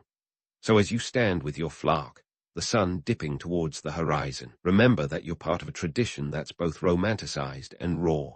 You're not just a shepherd, you're a symbol, a survivor, and a key player in the intricate dance of history. And while the world may change, the essence of shepherding remains, a balancing act between the ideal and the real, with a flock of sheep as the ever-present audience. So, as the sun finally dips below the horizon, the ancient land of Israel begins to wrap itself in the hush of twilight. It's the end of another day in the life of a shepherd, a role that's as old as the hills themselves. But let's pause here and do a little time travel, because the story of shepherding doesn't just stop with the setting sun, or even with the end of the ancient world. It's a tale that evolves, shaped by technological leaps, cultural shifts, and a fair share of romantic reimagining over the millennia. First, let's talk about the technological advancements that gradually upended the shepherding game. While we're all used to the romantic image of shepherds roaming the hills, crook in hand, the reality changed with the advent of new tools and methods. By the Middle Ages, we see the introduction of enclosures in Europe, fenced fields that changed the way sheep were managed. This innovation allowed for more controlled breeding and less wandering, making the job a bit less like herding cats. Not that this turned shepherding into a desk job, mind you. It just meant fewer sheep trying to audition for a lemming documentary. And then there's the introduction of selective breeding, a game changer in managing flocks. Ancient shepherds might have dreamt of sheep that were less stubborn and more woolly, but it took centuries for humans to really get into the business of playing matchmaker with livestock. By the time the Industrial Revolution rolled around, this practice became more scientific, leading to breeds that produced more wool and meat. Think of it as the early days of genetic engineering, minus the lab coats and ethical debates. As the centuries rolled on, shepherding found itself in the crosshairs of cultural shifts as well. The pastoral lifestyle, once seen as the backbone of agrarian economies, slowly shifted from necessity to niche. Urbanization drew people into cities, and the Industrial Revolution didn't just mechanize production, it mechanized dreams. Suddenly, the allure of factory work, with its promise of steady wages and less unpredictable weather, made the unpredictable life of a shepherd seem quaint, almost anachronistic. Fast forward to the modern era, and shepherding has become more of a cultural icon than a common career. Today, the image of the shepherd is more likely to be found in a Christmas play or a pastoral painting than on a job application. Yet, despite, or perhaps because of this shift, shepherds have become idealized figures in literature and art, symbols of peace and simplicity in an increasingly complicated world. The irony, of course, is that while the shepherd has been romanticized into a pastoral idol, the reality of their lives was anything but simple. Let's not forget the modern technological twist. GPS tracking for sheep. Yep, those bleeding bundles of wool now come with a digital footprint. Shepherds can now monitor their flocks via smartphones, a far cry from the days of counting sheep by candlelight. But as much as technology has transformed the job, it hasn't entirely replaced the need for human intuition and experience. There's still no app for reading the sky or knowing the feel of the land beneath your feet. Now, as for the enduring myths of shepherding, they persist because they speak to something deep within us, a yearning for simplicity, a connection to a pastoral past that feels untouched by the chaos of modern life. The shepherd serves as a reminder of a world where life was dictated by the rhythms of nature rather than the relentless tick of a digital clock. It's a comforting illusion, even if it's just that, an illusion. In popular culture, the shepherd often stands as a metaphor for guidance and protection, whether in religious texts or leadership analogies. Yet, the gritty reality is that shepherding was less about guiding the flock to salvation and more about keeping them from becoming dinner for a hungry predator. It's a job that required vigilance, patience, and more than a little grit, a far cry from the serene figure depicted in so many stained glass windows. And so, as we wrap up this deep dive into the life and legacy of shepherds in ancient Israel, let's remember that history is as much about myth as it is about reality. The shepherd, with all their messy, smelly, and challenging existence, has become a symbol of something greater. They remind us that while the world changes, some things remain the same. The need for resilience, the importance of community, and the enduring power of a good story. So next time you see a pastoral scene, Whether in a painting or a film, remember that behind the idyllic image lies a tale of survival and skill, a story of grit and grace. And maybe, just maybe, raise a glass to those ancient shepherds who, with nothing but a rod, a staff, and a whole lot of patience, managed to carve out a life on the rugged, unforgiving terrain of ancient Israel. As the night settles in, let their legacy remind us that even the most humble roles can hold a world of significance. The air is crisp, the kind of cold that makes your nose tingle and your breath visible, as if you're auditioning for a 17th century reenactment with every exhale. Welcome to a German village during Christmas time in the 1600, where life is a little less Silent Night, and a bit more Game of Thrones. Winter is coming. The village sprawls modestly across the landscape, a cluster of timber-framed houses huddled together as if for warmth. Each home is a snug, utilitarian affair designed more for keeping out the chill than for hosting lavish holiday parties. In this period, a typical household boasts about 5 people, a cozy number by today's standards, but quite the crowd when you consider the size of these homes. Living with your parents until you're 30, pretty much standard here. Economically speaking, the village ran on a mix of local trades and agriculture, which, spoiler alert, isn't as romantic as it sounds. The local economy was a tightrope walk between survival and scarcity. You'd find blacksmiths hammering away at iron, weavers deftly working at their looms, and farmers praying for crops more than modern folks pray for Wi-Fi. Now, let's talk Christmas markets. Forget those quaint stalls selling artisanal cheeses and overpriced hot chocolate at today's holiday bazaars. Back then, a pound of cinnamon, a luxury spice, the 17th century equivalent of Bitcoin, could set you back more than you'd care to imagine. Spices like cinnamon were so precious that owning them was akin to flashing a Rolex today, a statement of wealth that you could literally sprinkle over your porridge. Geography and weather weren't just background noise. They were tyrannical architects dictating every aspect of life. The architecture of these villages was as practical as it was charming, with steep roofs designed to prevent snow accumulation from turning your cozy home into a soggy mess. The walls were built thick, like medieval fortresses, to keep the warmth in and the harsh winds out.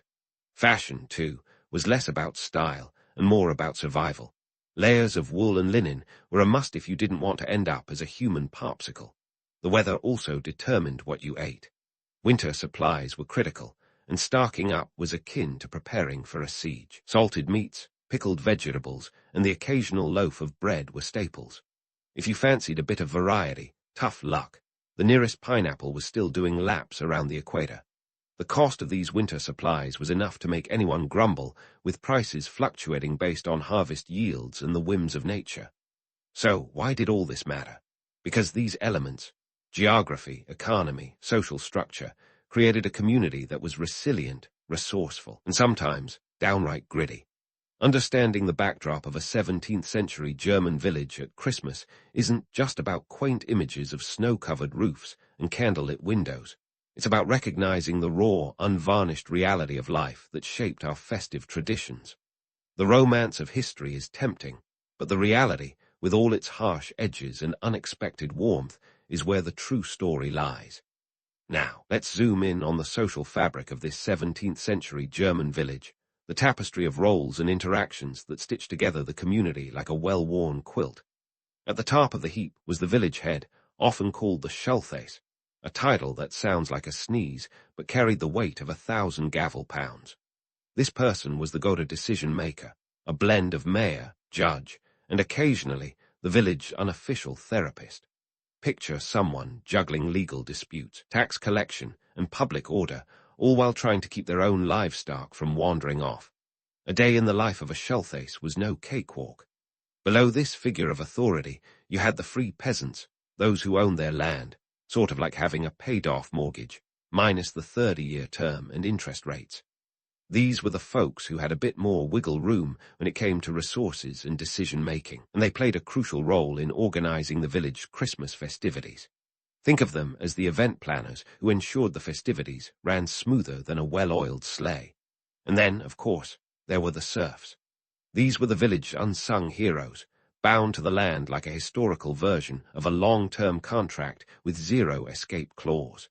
They worked the fields, tended the animals, and contributed to the village survival, often for little more than the roof over their heads and a guaranteed spot at the communal table. Their Christmas was less about decking the halls and more about finding moments of joy amidst the grind.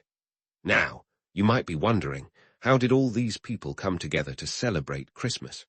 Well, the holiday was a communal affair, with everyone playing their part. The village head might kick things off with a speech, no doubt more riveting than a Netflix Christmas special, while the serfs and peasants pooled their resources to bring the feast to life.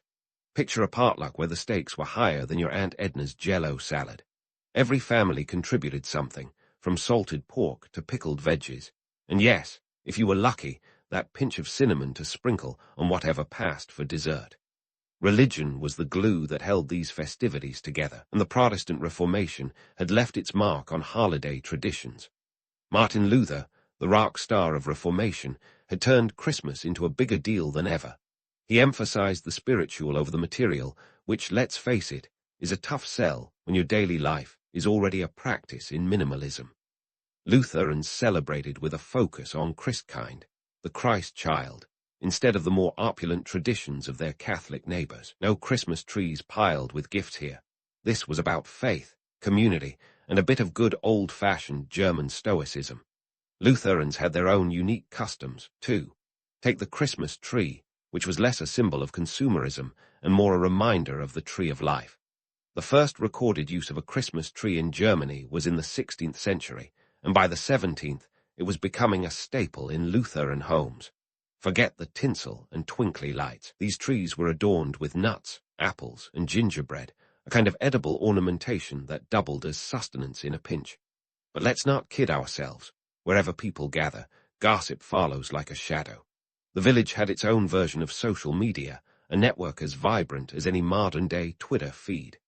News traveled faster than a rumor at a family reunion, with the local inn serving as the epicenter of this information exchange. Here, over mugs of mulled wine, tales were spun, reputations were made or broken, and the village's unofficial news service operated with ruthless efficiency. If you wanted to know who traded a pig for a sack of flour, or whose daughter was caught sneaking a kiss behind the barn, this was the place to be. These conversations often drifted into the realm of holiday preparations, the successes and failures of the year's harvest, and the ever-present speculation about next year's weather. It was part therapy session, part strategic planning, and wholly entertaining. While the village might have lacked the technology to tweet their thoughts, they made up for it in face-to-face interactions that were as candid as they were colorful. So, as the village prepared for Christmas, they did so within a framework that was as much about survival as celebration. The Schultheiss coordinated the festivities with the kind of logistical prowess that would make an event planner weep. The peasants and serfs worked in tandem, their efforts a testament to the communal spirit that defined their existence. The religious influence of the Protestant Reformation was felt in every carol sung and every prayer whispered, while the village gossip network hummed along, its tales weaving a complex tapestry of human interaction. In this village, Christmas was not merely a holiday. It was a lens through which the social structure, religious influence, and community spirit could all be examined. The traditions might have been rooted in faith and necessity, but they were also vibrant expressions of the human condition, full of hope, hardship, and a fair share of humor. As we continue this journey through time, we'll uncover even more layers of this rich history, each one more fascinating than the last. Stay tuned, because this story is far from over.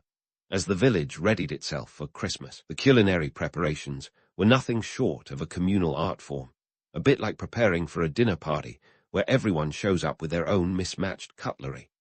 The dining tables in these 17th-century German homes were an eclectic display of the village's agricultural and economic tapestry, reflecting the harsh realities of the season and the clever resourcefulness of its inhabitants. Let's start with the star of the Christmas table, the goose, a bird that was both a delicacy and a frugality in feathers. Geese were the medieval equivalent of a savings account. They grazed on common lands, fattened up on whatever they could find, and when the time was right, they were transformed into the centerpiece of a Christmas feast. It wasn't just the meat that was prized, but the fat, too. Goose fat was practically liquid gold, stored and used throughout the winter to add a bit of flavor to otherwise bland meals. This was the era before butter was anything more than a peasant's dream, and while today we might balk at the idea of slathering our bread with goose grease, back then it was a culinary luxury. And then there was gingerbread, a treat that brought a bit of sweetness to the otherwise savory festivities. This wasn't your modern-day gingerbread house, though. Forget candy canes and gumdrops. Think dense, spiced loaves that packed a punch stronger than Grandma's eggnog. Gingerbread was more than just a festive snack. It was a symbol of affluence, thanks to its exotic ingredients like ginger, which had traveled further than most villagers ever would. The presence of gingerbread at the table was a testament to the interconnectedness of European trade routes, a sweet reminder that even in isolation, the world was a little smaller than it seemed. Of course, before the feasting came the fasting, a concept we might associate with trendy detoxes today, but was a much grimmer affair back then. Advent was a time of religious preparation, a spiritual cleanse before the indulgence of Christmas. Fasting wasn't just about skipping meals. It was a reflection of the village's deep-rooted religious convictions. The idea was to purify the soul and the body, to empty oneself of worldly cravings in preparation for the birth of Christ. This wasn't a choice, mind you. It was a communal necessity, and in a world where scarcity was the norm, fasting also helped conserve precious resources. Let's poke a little fun at what constituted a feast back then. In a time when even salt was a luxury item. Yes, salt, the stuff we sprinkle liberally over fries without a second thought. Feasting took on a different meaning. Salt was akin to medieval magic dust. It preserved food, made it taste better, and was often part of a laborer's wage. Imagine being paid in a substance that would later become so commonplace it served in little paper sachets at fast food joints. But back in the 17th century, salt was so valuable that the Roman soldiers were sometimes paid in it, giving us the word salary, a little etymology to spice up your day. So when the villagers sat down for their Christmas meal, they were doing so with the full awareness of what it meant to have a full belly in the depths of winter. The feast was a testament to their year's hard work, their strategic planning, and their ability to stretch resources like a medieval MacGyver. Every dish on the table, from the bread to the beer, was a reflection of the village's economic and agricultural realities, a balancing act between necessity and celebration. Bread was a staple, of course, but not the kind you'd find in your local bakery today. This was dense, dark rye bread, the kind that could double as a doorstop if necessary. It was hearty and filling, perfect for soaking up the rich sauces and gravies that accompanied the meat. Beer, too, was a constant companion at the table, not just as a drink, but as a source of calories and nutrition. The brewing process made it safer to drink than the water, and it was yet another example of the village's clever use of available resources. Speaking of resources, let's not forget the root vegetables. Think turnips, carrots, and parsnips that filled the gaps between more extravagant offerings. These were the unsung heroes of the feast, providing sustenance when other supplies ran low. Today, we might turn our noses up at a plate of boiled turnips, but back then, they were a winter lifeline. It was a time when the farm-to-table concept wasn't a culinary trend, but a way of life, a necessity born out of the relentless cycle of seasons and harvests. Amidst all this preparation, there was a sense of camaraderie that transcended the individual struggles of each villager. The feast was a communal effort, a shared experience that brought together the Schultheiss, the peasants, and the serfs in a rare moment of unity. It was a time when even the most meager offering was met with gratitude, a reflection of the village's resilience and resourcefulness. Rhythm of fasting and feasting was more than just a dietary regimen. It was a reflection of the broader social and economic landscape. It highlighted the stark contrasts between scarcity and abundance, between the everyday grind and the rare moments of celebration. It was a reminder that even in the face of adversity, there was always room for a bit of joy, a bit of indulgence, and a shared recognition of the human condition. So, as the villagers gathered around their tables, they were participating in a tradition that was as much about survival as it was about celebration. The food on their plates was a testament to their hard work, their ingenuity, and their unwavering spirit. It was a reminder that even in the harshest of winters, there was a warmth to be found in community, in shared experiences, and in the simple pleasures of life. In this way, The culinary cornerstones of a 17th-century German Christmas were more than just a meal. They were a reflection of the village's resilience and adaptability.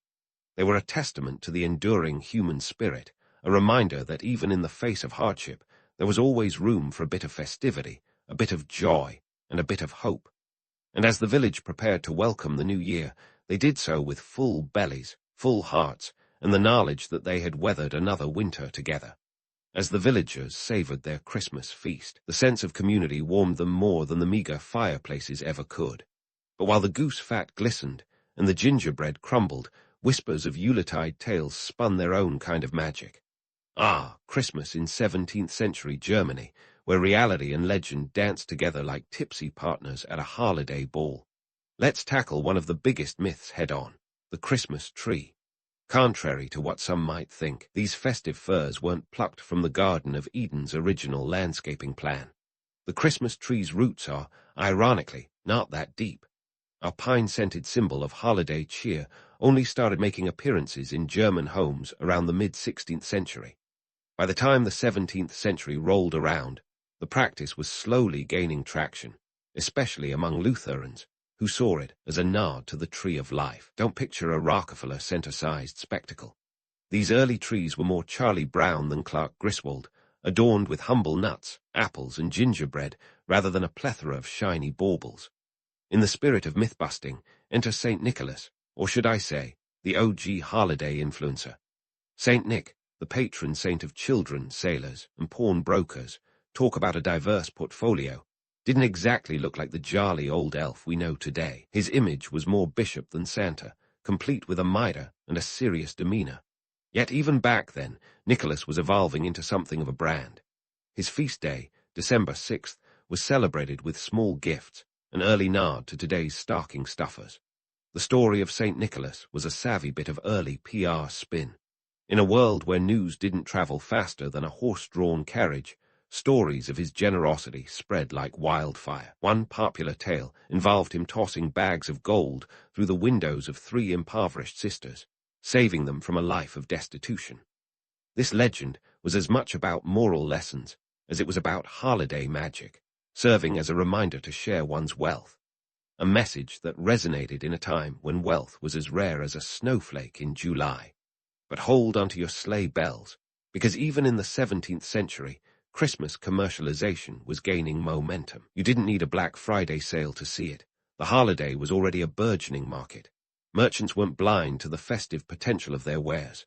The local markets, ephemeral as they were, became the proto-malls of their time. Spices, hand-carved toys, and holiday treats became the must-have items of the season.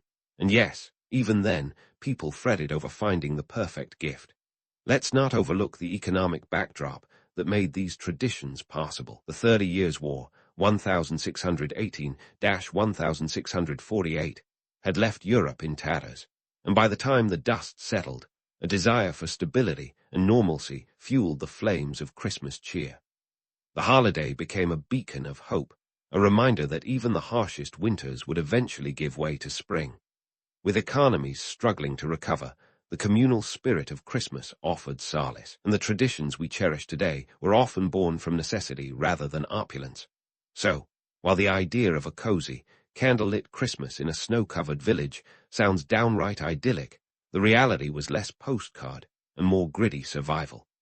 The Christmas tree wasn't a fixture in every home, and St. Nicholas's image was still a work in progress. Yet, these traditions, both new and evolving, wove themselves into the fabric of German culture, a testament to the human need for connection and celebration amidst hardship. As the villagers in our 17th century German village gathered around their humble trees and exchanged modest gifts, they were participating in a tradition that transcended time, a celebration of resilience, hope, and the enduring human spirit. The romance of Christmas, with its myths and legends, was a welcome escape from the cold realities of life. And while we now celebrate the season with dazzling lights and elaborate displays, it's worth remembering that the heart of Christmas has always been about coming together, sharing stories, and finding warmth in each other's company, no matter the century. As we prepare to dive deeper into this holiday tapestry, keep in mind that the stories we tell and the traditions we keep say as much about our past as they do about our future. So stick around, because there's more to unwrap in this Christmas tale, like a gift that keeps on giving, with layers of history waiting to be revealed. The journey through time is far from over, and the next chapter promises to be just as enlightening as the last. And as we peel back the layers of this Christmas tale, we find ourselves at the crossroads of tradition and evolution. The 17th century German village, with its blend of myth and reality, offers a mirror to our modern festivities. Even as we bask in the glow of LED lights and dash through digital shopping aisles, the core of Christmas remains a steadfast companion, a hardy blend of hope, warmth, and togetherness that has stood the test of time. Let's take the Christmas tree, for instance. Once a humble fir adorned with fruits and nuts, it's now a global icon of holiday cheer, often more synthetic than sylvan. But the essence hasn't changed. Whether decked with popcorn strings or LED baubles, the tree is still a symbol of life, resilience, and the evergreen spirit that defies winter's bleakness. Back in the day, the tree was a beacon of survival, a promise that spring would come again. Today, it stands as a testament to tradition, albeit with a bit more tinsel. And what about the gifts? Our forebears might have exchanged modest tokens, perhaps a carved wooden toy or a homemade treat, but they understood the value of giving, a tradition that resonates deeply in our consumer-driven celebrations. In the 17th century, a gift was a gesture of goodwill, a tangible symbol of connection in a world where resources were as scarce as holiday parking spots. Fast forward to today, and while the scale might have expanded, the sentiment remains. Whether it's a luxury gadget or a heartfelt card, the act of giving is a nod to the enduring human desire to connect and share joy. Speaking of joy, let's not forget the meals that brought communities together. The goose fat of yore might have given way to plant-based alternatives, but the table remains a gathering place, a space where stories are shared and bonds are strengthened.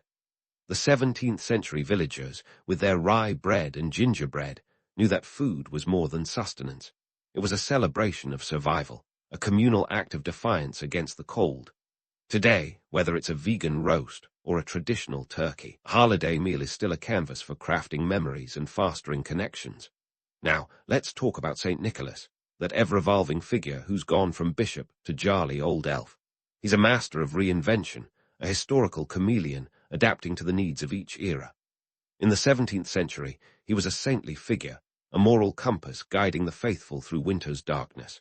Today, he's Santa Claus, a chimney-sliding, gift-giving embodiment of holiday cheer. Yet, beneath the red suit and white beard lies the same heart, a symbol of generosity, kindness, and the magic of believing in something greater than ourselves. The myths that surrounded Christmas then still enchant us now, even as we unravel their origins. The tales of yore, whether of saints or festive furs, speak to our collective longing for stories that transcend time, narratives that connect us to our past, while illuminating our present. The romance of history, with its half-truths and whole legends, offers a comforting escape, a reminder that even in the harshest winters, there's a flicker of magic waiting to be kindled. And what of the economic context that shaped these traditions? The 17th century villagers, recovering from the ravages of war, understood the cost of celebration. Their Christmas was a delicate balance of resources and merriment, a dance of survival and joy. Today, we navigate our own economic landscapes, where holiday spending can rival national budgets.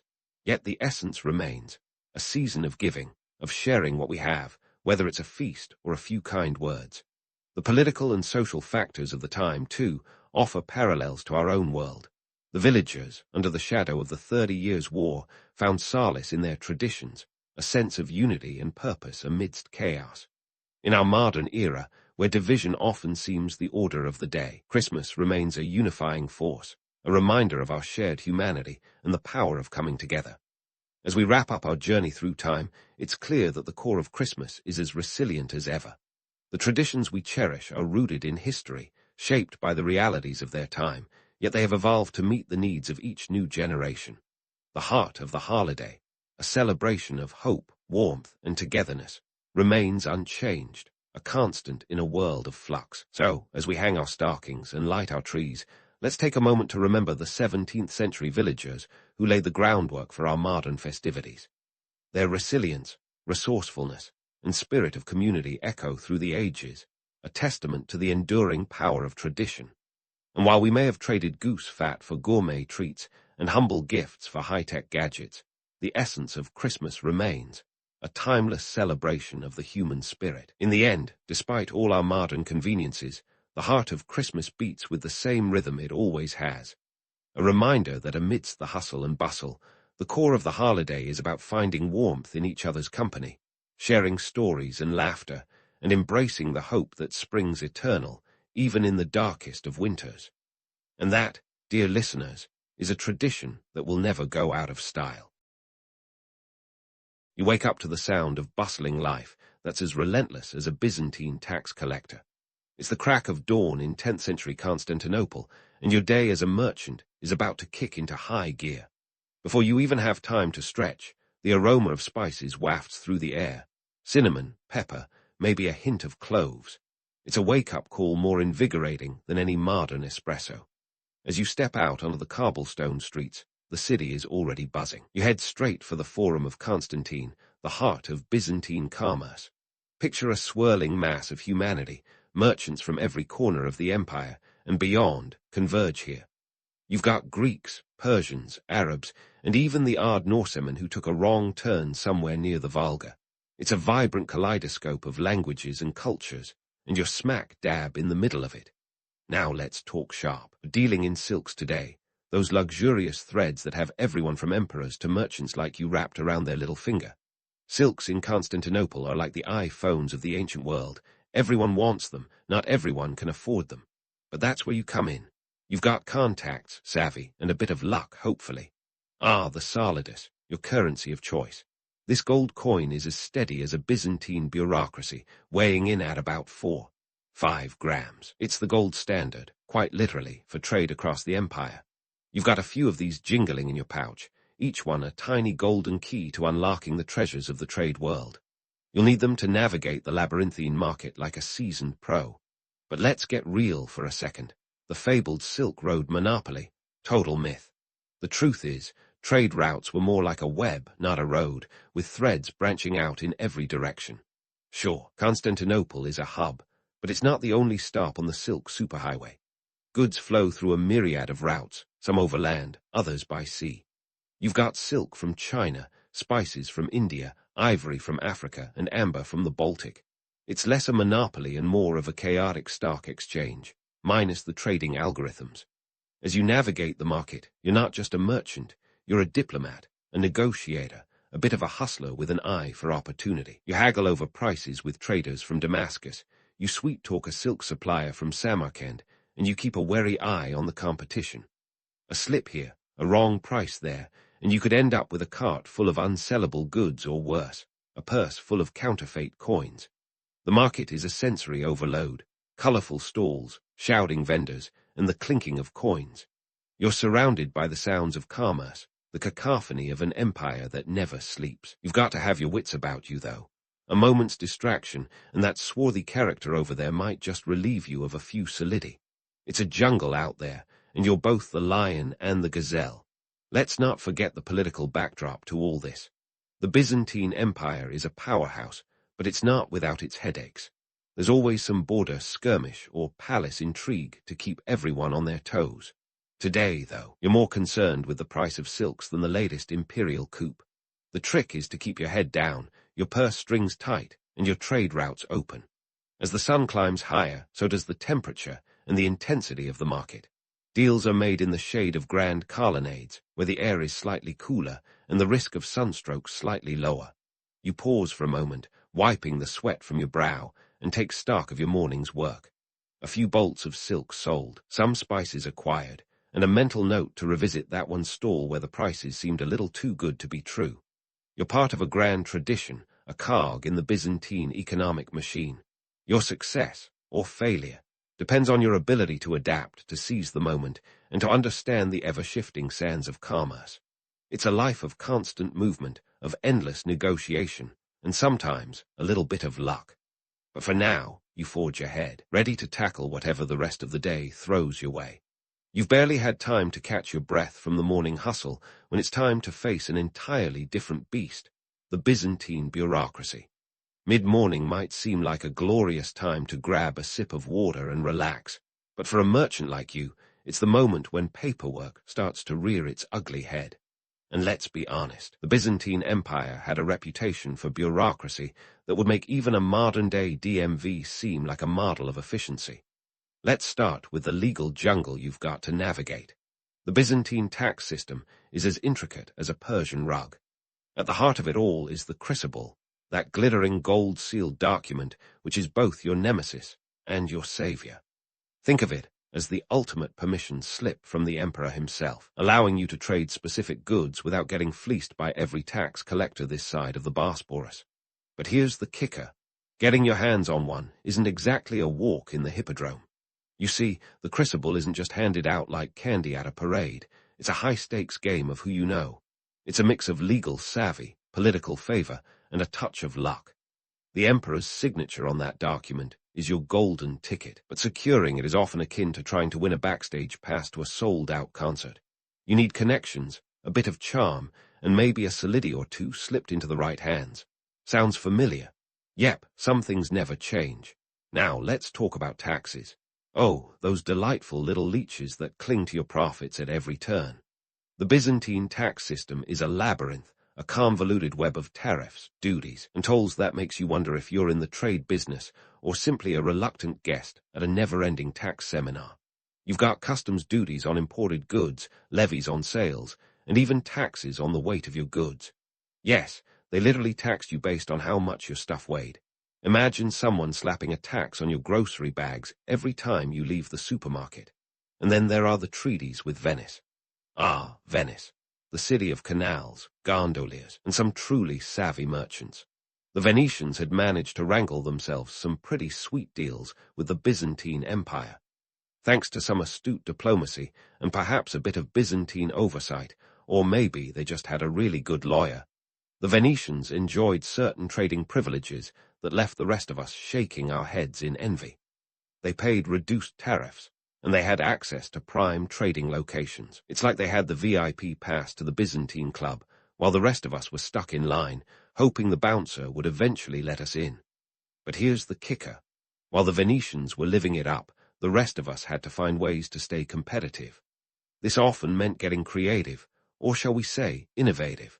You'd have to find the right partners, source your goods from places where the taxman's reach wasn't as long, or specialize in niche items that weren't as heavily policed. It's a constant balancing act, a high-wire dance over a pit of bureaucratic vipers. And then, of course, there's the emperor's favor. In the Byzantine world, who you know can often be just as important as what you know. The emperor's good graces could open doors faster than a well-placed bribe. If you were lucky enough to catch the emperor's eye, your business could flourish. Of course, that also meant keeping your ear to the ground for court gossip, knowing who was rising in influence, and making sure you weren't caught on the wrong side of political squabble. It's a game of chess, and you're playing against grandmasters. Now, as you wade through this ocean of paperwork, you might feel like you're drowning in a sea of scrolls and wax seals. You've got clerks to deal with, scribes to appease, and tax collectors to dodge. It's a full-time job just staying afloat, let alone turning a profit. And yet, in the midst of all this, you've got to keep an eye on the bigger picture.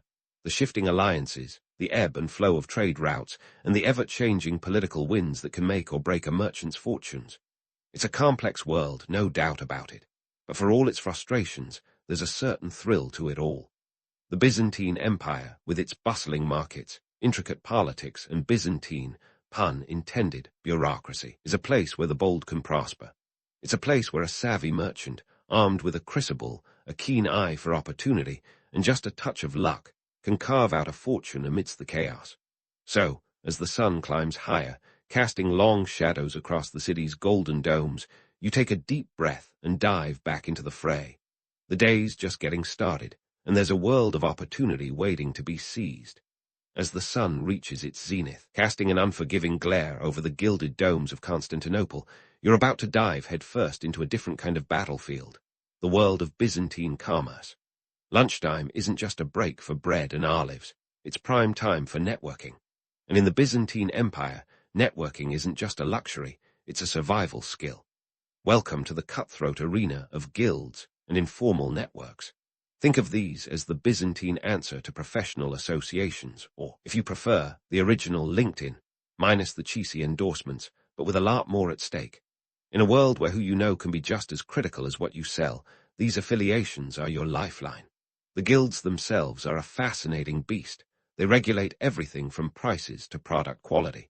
And if you're not in one, you might as well be trading air.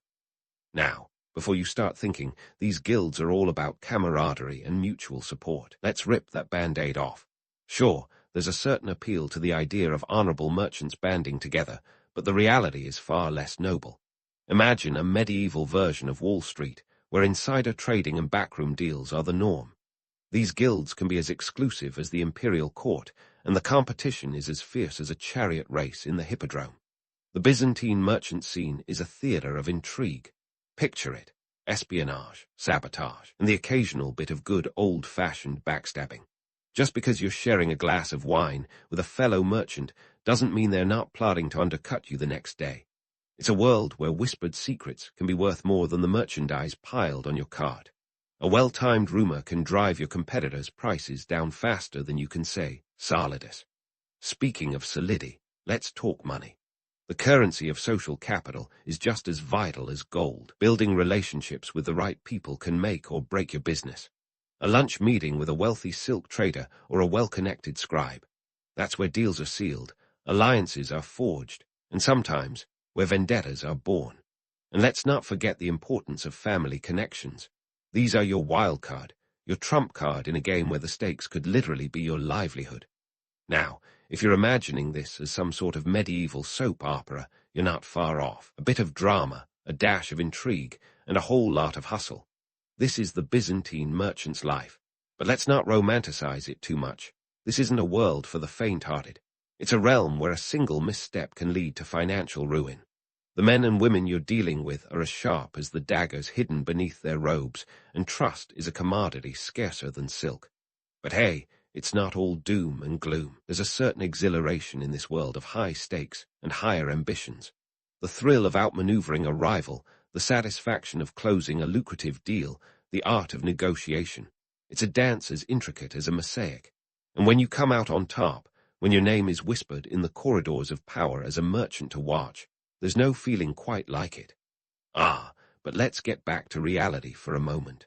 While the idea of the honorable merchant is appealing, it's largely a myth.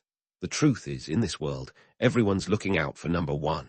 The ideal of a merchant class bound by mutual respect and fair play is as elusive as a snowflake in the Sahara. Cutthroat competition is the name of the game, and if you're not willing to play dirty sometimes, you might as well pack up your stall and head home. The social dynamics of Byzantine commerce aren't just about money, though. They're about influence, about power, about who holds the keys to the kingdom. It's a complex web, and you're just one thread in it. But oh, what a tangled web it is. The alliances you forge, the enemies you make, the deals you strike. These are the things that will define your success or failure. And let's not forget the ever-present specter of imperial politics. The emperor's whims can shift the winds of fortune faster than a sudden squall on the Bosporus. A decree here, a change in policy there, and you could find yourself on the outside looking in. It's not just about what goods you have or how much solidity you've stashed away. It's about navigating the ever-shifting sands of empire, keeping one eye on the market and the other on the palace. So here you are, at the center of it all, a Byzantine merchant with dreams, ambitions, and maybe a few too many enemies. But isn't that the way of the world? After all, fortunes can rise and fall with the tide, and today's rival could be tomorrow's ally. In this world of Byzantine commerce, flexibility, resilience, and a touch of cunning are your greatest assets. As you finish your midday meal, you're not just refueling your body, you're recharging for the afternoon's challenges. Deals to be made, alliances to be tested, and maybe, just maybe, a bit of legacy to carve out in this grand tapestry of trade and treachery. There's no time to rest. The market waits for no one. So, take a deep breath, straighten your tunic, and step back into the fray. The day is far from over, and there's still a world of opportunity out there, waiting to be seized by those bold enough to take it. As you finish your midday meal, fortified for what lies ahead, it's time to tackle the logistical labyrinth that is the Byzantine shipping industry. This isn't just about moving goods, it's navigating a sea of red tape, tariffs, and the ever-present threat of piracy. So, buckle up, or rather, cinch that toga, because the afternoon promises to be anything but smooth sailing. First stop, the bustling port of Theodosius. Think of it as the beating heart of Byzantine trade, a chaotic ballet of ships and sailors, each vying for their piece of the empire's lucrative pie. Now, if you've ever imagined a serene port with gentle breezes and friendly dockworkers, let's burst that bubble right now. Theodosius is more like a medieval traffic jam, complete with shouting, cursing, and the occasional fistfight over docking space. Here's the kicker. The harbor is as much a marketplace as the city itself. Ships from all over the known world, Alexandria, Antioch, even distant Trebizond, crowd these waters, each carrying a cargo hold of dreams and potential ruin. But before you can even think of loading your goods, you've got the Byzantine bureaucracy to deal with, and let me tell you, they don't mess around. Expect to spend a solid chunk of your afternoon haggling over transport tariffs that would make a modern tax auditor blush. Speaking of costs, let's crunch some numbers. A typical Byzantine merchant might pay anywhere from 5 to 10% of their cargo's value in tariffs alone, and that's before you've even touched the synthekai, those delightful warehouse contracts that ensure your goods are stored safely, assuming you can afford the exorbitant fees. It's a wonder anyone makes a profit at all, but such is the Byzantine way. Bleed you dry while smiling through a gold-plated mask. Now, about those synthekai. These contracts are your golden ticket to securing warehouse space, but they come with strings attached, literally, in the form of wax seals and Byzantine legalese that make modern legal documents look like children's scribbles. The cost depends on your goods' volume, weight, and let's be real, who you know. A favor from the right official can mean the difference between a cozy warehouse spot and your goods left out for the pigeons. Let's not forget the real wildcards in this game, piracy and weather. The romantic notion of dashing pirates is all well and good until you're faced with the reality of your precious cargo being plundered by some seafaring scoundrel with a penchant for Byzantine silks. And the weather? Oh, the Mediterranean is a fickle mistress. A sudden storm can turn a profitable voyage into a maritime disaster faster than you can say Byzantine bathhouse. But fear not, for there are ways to mitigate these risks. Insurance, my friend, is your lifeline. Byzantine merchants often band together, pooling resources to protect their investments against the unpredictable nature of sea travel. Think of it as an ancient version of Lloyd's of London, minus the top hats, but with just as much paperwork. And about filling those ships, ever wonder how many goats it takes to make a viable cargo? Well, if you're shipping livestock, you'd be looking at filling a typical Byzantine merchant vessel with around 200 goats, give or take a few bleats. But goats aren't your only option. Grain, olive oil, and wine are the staples of Byzantine trade, each with their own logistical challenges and profit margins. Now, let's debunk a little myth, the idea of smooth, untroubled trade routes. In reality, maritime trade in the Byzantine Empire was a high-stakes game of chess, with pirates, storms, and Byzantine officials each playing their part as unpredictable adversaries. It's a miracle any goods made it from point A to point B, but that's where your skills as a cunning merchant come in. Navigating these waters requires a sharp mind and sharper instincts. As the afternoon wears on, you're knee-deep in the logistical quagmire, the porter's symphony of activity that never quite resolves into harmony. You're haggling with dockworkers, soothing ruffled feathers with a well-placed solidus, and yes, occasionally greasing the right palms to keep things moving. It's a delicate dance, 1 part negotiation, 2 parts diplomacy, but with a dash of good old-fashioned luck. And what about the infamous Byzantine bureaucracy? You might think you've seen it all after the morning's paperwork, but the port officials are a breed unto themselves. They've got rules for rules and forms for forms. They'll tax you on the weight of your cargo, the distance it travels, and maybe even the number of sailors' songs sung en route. It's a bureaucratic circus, and you're the reluctant ringmaster trying to keep the lions at bay. But amidst the chaos, there's a sense of accomplishment in successfully navigating this Byzantine maze. Each successful shipment, each cleverly negotiated contract, is a testament to your savvy and resilience. For every tariff paid, there's a profit to be made, and for every obstacle overcome, a story to tell. You're not just surviving, you're thriving in a world that rewards the bold and punishes the careless. As the sun begins its slow descent, casting long shadows over the port, you take stock of the day's work. You've dodged pirates, outwitted bureaucrats, and maybe even made a friend or two in the process. The day's far from over, but you've got your sights set on the horizon. There are more deals to be made, more challenges to conquer, and perhaps a few more myths to debunk along the way. So, as you prepare to tackle the evening's affairs, remember this. In the Byzantine Empire, fortune favors the bold, the cunning, and those with just enough luck to make it all worthwhile. The world of Byzantine commerce is a grand theater, and you're center stage, ready to seize whatever opportunity comes your way. The tides are yours to command, and the adventures are just beginning. As the Byzantine sun dips below the horizon, painting the sky in hues of imperial purple, you take a moment to reflect on your whirlwind of a day. You've haggled, navigated Byzantine bureaucracy that could give Kafka a run for his money, and somehow managed to dodge both literal pirates and metaphorical ones. It's been a day that would make even the most seasoned trader reach for a goblet of imported wine.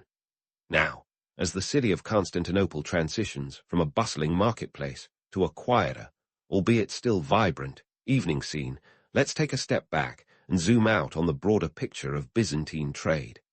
Trade in Byzantium wasn't just about getting rich or stocking up on silks and spices.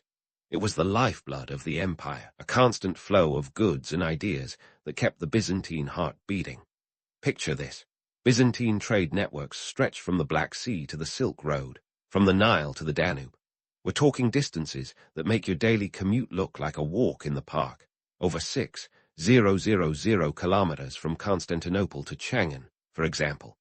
These routes were the veins through which not only goods but knowledge and culture flowed. It's like the internet, but with camels instead of cables. Now, here's where we bust a myth that's been hanging around like a bad smell: Byzantine isolation. Sure, you might have heard tales of a reclusive empire, shut behind its mighty walls like an ancient version of a gated community. But let's set the record straight. The Byzantine Empire was as isolated as a cat on a windowsill. Sure, it might look like it's ignoring the world, but it's actually observing everything with keen interest. This was a place where Greek, Persian, Arab, Slavic, and Latin cultures mingled like guests at a particularly crowded dinner party, each bringing their own dish to the table. Take a look at your inventory of goods, and you'll see how these cultural exchanges played out. Your silks and ceramics whisper stories of Chinese artisans, while your spices sing of Indian bazaars. The amber you've bartered from the Baltic carries the scent of northern forests. Even your currency, the solidus, bears the mark of Roman influence, a legacy of an empire that never truly faded away. It's a testament to Byzantium's role as a cultural melting pot, a beacon of diversity in an era often characterized by its clashing civilizations. And let's not forget technology. While merchants like you were busy trading spices and silks, they were also unwitting agents of technological exchange. The Byzantines were quick to adopt and adapt innovations from their trading partners. Take Greek fire, for example, that infamous Byzantine concoction that turned naval battles into scenes from a pyrotechnic nightmare. Its origins are murky, but what's clear is that it was a game-changer, keeping the empire's enemies at bay with its terrifying, flame-spewing brilliance. But why stop at military technology? Byzantine artisans absorbed influences like sponges, drawing inspiration from the intricate mosaics of the East and the architectural marvels of the West. Ever seen a Byzantine church? Its domes and arches aren't just feats of engineering, they're cultural statements, shouting out to the heavens and beyond, "We are here, and we are a force to be reckoned with." As you sit back and watch the city lights flicker to life, there's a satisfaction in knowing that you, a humble merchant, are part of something far grander. You're a cog in the machine of globalization, long before the term even existed. And if that sounds like a grandiose statement, consider this. Without the bustling trade networks of Byzantium, the Renaissance might have taken a few extra centuries to get going. Your trade routes didn't just carry goods, they carried ideas, art, and the seeds of future revolutions. Feeling a bit like a historical superhero yet? If not, think about this. While the modern world might brag about its interconnectedness, you were doing it centuries ago, with nothing but sheer grit, a solidus or two, and perhaps a prayer to St. Nicholas, the patron saint of merchants. The Byzantine Empire was a vibrant tapestry of cultures, economies, and technologies woven together by the threads of trade. It was a world where the exchange of goods was inseparable from the exchange of ideas, where a merchant could be both a trader and a cultural ambassador. So, as you finally close up sharp and make your way home through the labyrinthine streets of Constantinople, take pride in your role in this grand narrative. You've not only survived another day in the Byzantine market, but you've also contributed to the flow of history itself. The legacy of Byzantine trade isn't just in the coins that jingle in your pouch. It's in the ideas that traveled alongside those coins, shaping the world in ways that still resonate today. And as you lay your head down, ready to drift into well-earned slumber, reflect on the empire's enduring influence. From the arches of Hagia Sophia to the echoes of its complex legal systems, Byzantium's legacy is one of resilience, adaptation, and constant reinvention. It's a story that reminds us that even in a world as chaotic as a Byzantine marketplace, there's always room for growth, for change, and for hope. Sleep well, knowing that you've navigated the Byzantine bazaar of life with aplomb.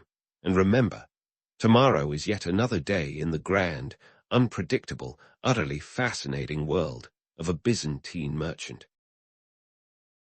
Southern India before the Hoysalas.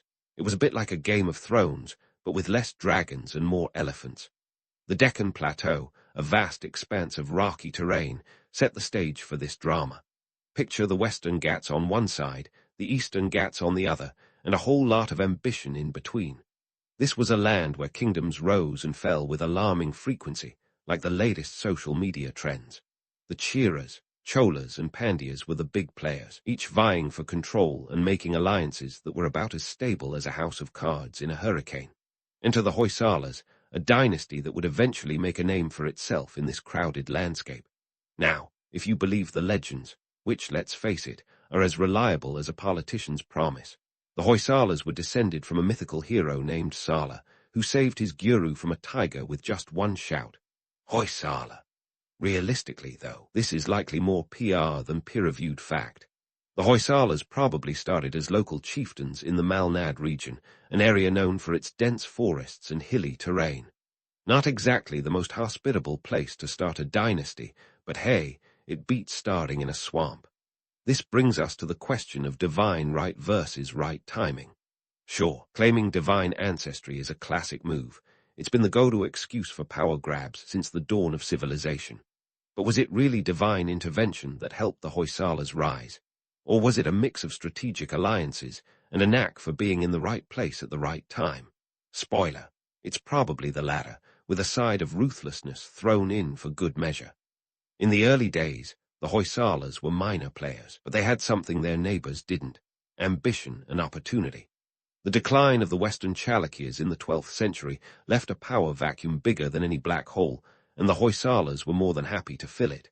They started expanding their territory, slowly but surely, like a cautious shopper eyeing the Black Friday sales. Their strategy was a mix of military conquests and political marriages, because nothing says, "I love you," like a strategic alliance. By the time the 12th century rolled around, the Hoysalas were beginning to make waves. Their capital, initially at Bellur before moving to Halebadu, became a hub of activity. You could say it was like the Silicon Valley of its time, minus the tech bros and overpriced lattes. The Hoysalas invested in infrastructure, building roads and temples, which not only served religious purposes, but also acted as symbols of their growing power. The temples, in particular, were architectural marvels, covered in intricate carvings that told stories of gods, heroes, and ordinary people, offering both spiritual inspiration and a hefty dose of propaganda. But let's not get too carried away with the romantic notion of temple-building kings. The reality was that these projects were as much about showcasing wealth and consolidating power as they were about piety. The Hoysalas understood that to rule was to impress, and nothing impressed more than grandiose architecture that stood the test of time. In this context, their rise wasn't so much about divine destiny as it was about leveraging every resource available, from fertile lands to human capital. As the Hoysalas expanded, they also developed a knack for playing their rivals against each other. If there were a historical equivalent of 4D chess, they were playing it. They managed to keep the Cholas at bay, and even took advantage of the Chalukyas' decline to expand into their territories. This was no small feat. It required a combination of military prowess, diplomatic finesse, and perhaps a bit of luck. Because let's be honest, even the best-laid plans can go awry without a touch of fortune. It's worth mentioning that the Hoysalas didn't do it all alone. Like any good startup, they had investors and partnerships. Their alliances with local chiefs and other regional powers played a crucial role in their expansion. In some cases, these alliances were solidified through marriage, a time-tested method of sealing deals that had the added benefit of potentially doubling the guest list for family feasts. So, what can we say about the early days of the Hoysala Empire? They were shrewd, opportunistic, and perhaps a tad lucky. Divine destiny may make for a good story, but it was their strategic vision and adaptability that truly set them apart. As they carved out their niche in southern India, they laid the groundwork for a legacy that would endure for centuries. But let's not get ahead of ourselves. There's plenty more drama to unfold in the subsequent acts of this historical epic. And so, with a map in one hand and a sword in the other, the Hoysalas embarked on their empire-building spree across southern India, leaving behind a trail of dusty roads, awe-inspiring temples, and a few disgruntled neighbors. Now, when we talk about Hoysala expansion, it's easy to imagine gallant knights riding into battle, banners flying, and all that chivalric jazz. But let's reel it in a bit, because medieval warfare was less about noble deeds and more about strategic slaughter, and opportunism was the name of the game. At the heart of the Hoysalas, military campaigns were the pragmatic realities of medieval power struggles. Forget the Hollywood glamour. These battles were gritty affairs, where the clang of swords was often drowned out by the screams of the fallen. The Hoysala army was a formidable force, comprised of a mix of local recruits and mercenaries, the latter being the medieval equivalent of free agents looking for the best paycheck. These hired swords were men of many talents, loyal only to their coin, and their involvement was crucial. After all, when you're trying to conquer vast territories, a little extra muscle goes a long way. Consider this. In the 12th and 13th centuries, the Hoysala army could field tens of thousands of soldiers at a time, a not so insignificant force in the grand scheme of medieval Indian warfare. Commanding such a host required not just military acumen, but also a hefty war chest. The costs of empire building were staggering. Maintaining an army, paying mercenaries, and constructing fortifications didn't come cheap. It was a constant drain on the treasury, highlighting the economic tensions that simmered beneath the surface of their outward successes. Of course, the Hoysala kings weren't just throwing gold around like confetti. They were shrewd operators, adept at forging alliances that could be as fragile as a house of cards. Take, for example, their dealings with the neighboring Cholas and Pandyas. One minute they were allies, the next rivals. It was a classic case of keep your friends close and your enemies closer, with the Hoysalas often playing both sides against the middle. This was diplomacy by dagger, where betrayals were as common as monsoon rains, and allegiances shifted with the winds of fortune. In the grand tapestry of Hoysala expansion, one can't overlook the strategic importance of their marital alliances. These were anything but romantic unions. They were more like political chess moves with a side of awkward family dinners. Marriages were arranged not for love, but for land, power, and influence. A well-placed marriage could secure a vital alliance, while a poorly judged one could bring a kingdom to its knees. It was all about the long game, and the Hoysalas played it with the patience of a spider spinning its web. Now, let's talk about the human cost of these ambitions. While the kings and their courtiers reveled in their conquests, the ordinary people bore the brunt of empire building. War meant conscription, and many a farmer traded his plough for a spear. These were not professional soldiers, but everyday men thrust into the chaos of battle, often with little more than a hope and a prayer. The casualties were high, and the scars ran deep, both physically and psychologically. The spoils of war, the land, the loot, were often scant consolation for the families who lost sons, fathers, and brothers. And then there were the betrayals, as inevitable as the sunrise. In a world where power was the ultimate currency, loyalty was a fickle beast. Alliances were made to be broken, and trust was a rare commodity. The Hoysalas themselves were not immune to the treachery that defined the era. Rivals lurked at every corner, and even within their own ranks, ambition could lead to mutinies and coups. It was a cutthroat world, where one misstep could spell the end of a dynasty. The romance of empire building often glosses over these harsh realities, But make no mistake, behind every glorious victory was a trail of broken promises and shattered dreams.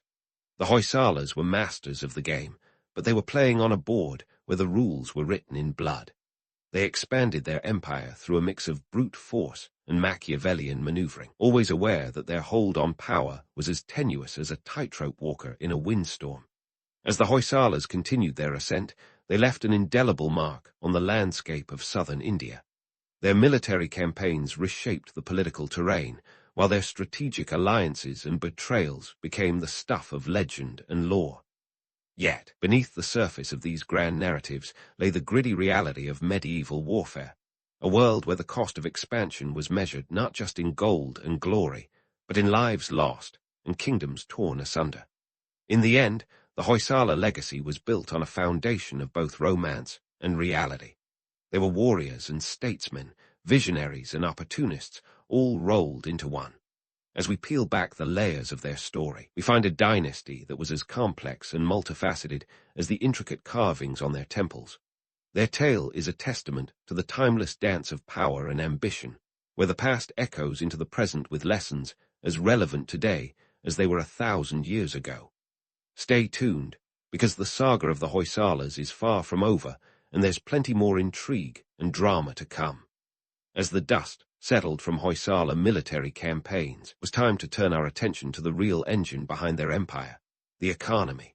You know, the bit where practical necessities meet medieval innovation and occasionally absurdity. Because while swords and alliances made headlines, it was agriculture and trade that kept the wheels turning. Without them, the Hoysalas would be little more than another footnote in history, instead of the enduring chapter they are today. So, how did the Hoysalas manage to fund their sprawling empire? Well, let's take a peek into their agricultural toolkit. Southern India wasn't exactly the easiest place to cultivate. We're talking about rocky terrains and monsoon rains that could make a farmer weep into his rice paddy. But the Hoysalas were nothing if not resourceful. They deftly adapted to these challenges, developing innovative irrigation systems that were the envy of their contemporaries. They constructed an extensive network of tanks and canals that made sure every drop of water was put to good use. Think of it as medieval water management with a side of engineering genius. This wasn't just tinkering on the weekend, it was large-scale terraforming. The Dardaka tank alone, near Hailbadu, stretched over 700 acres, a testament to their ambition and foresight. By maximizing the agricultural output, the Hoysalas ensured a steady flow of grain into their coffers, which was crucial because armies and artisans alike demanded to be fed. And speaking of artisans, let's not forget the role of temples in this economic ecosystem. Contrary to popular belief, these were not just places for spiritual reflection or divine bargaining. Temples in the Hoysala Empire were veritable economic powerhouses. Picture bustling centers of trade, where the hum of commerce was as constant as the chants of the priests. Pilgrims weren't just dropping by for spiritual enlightenment.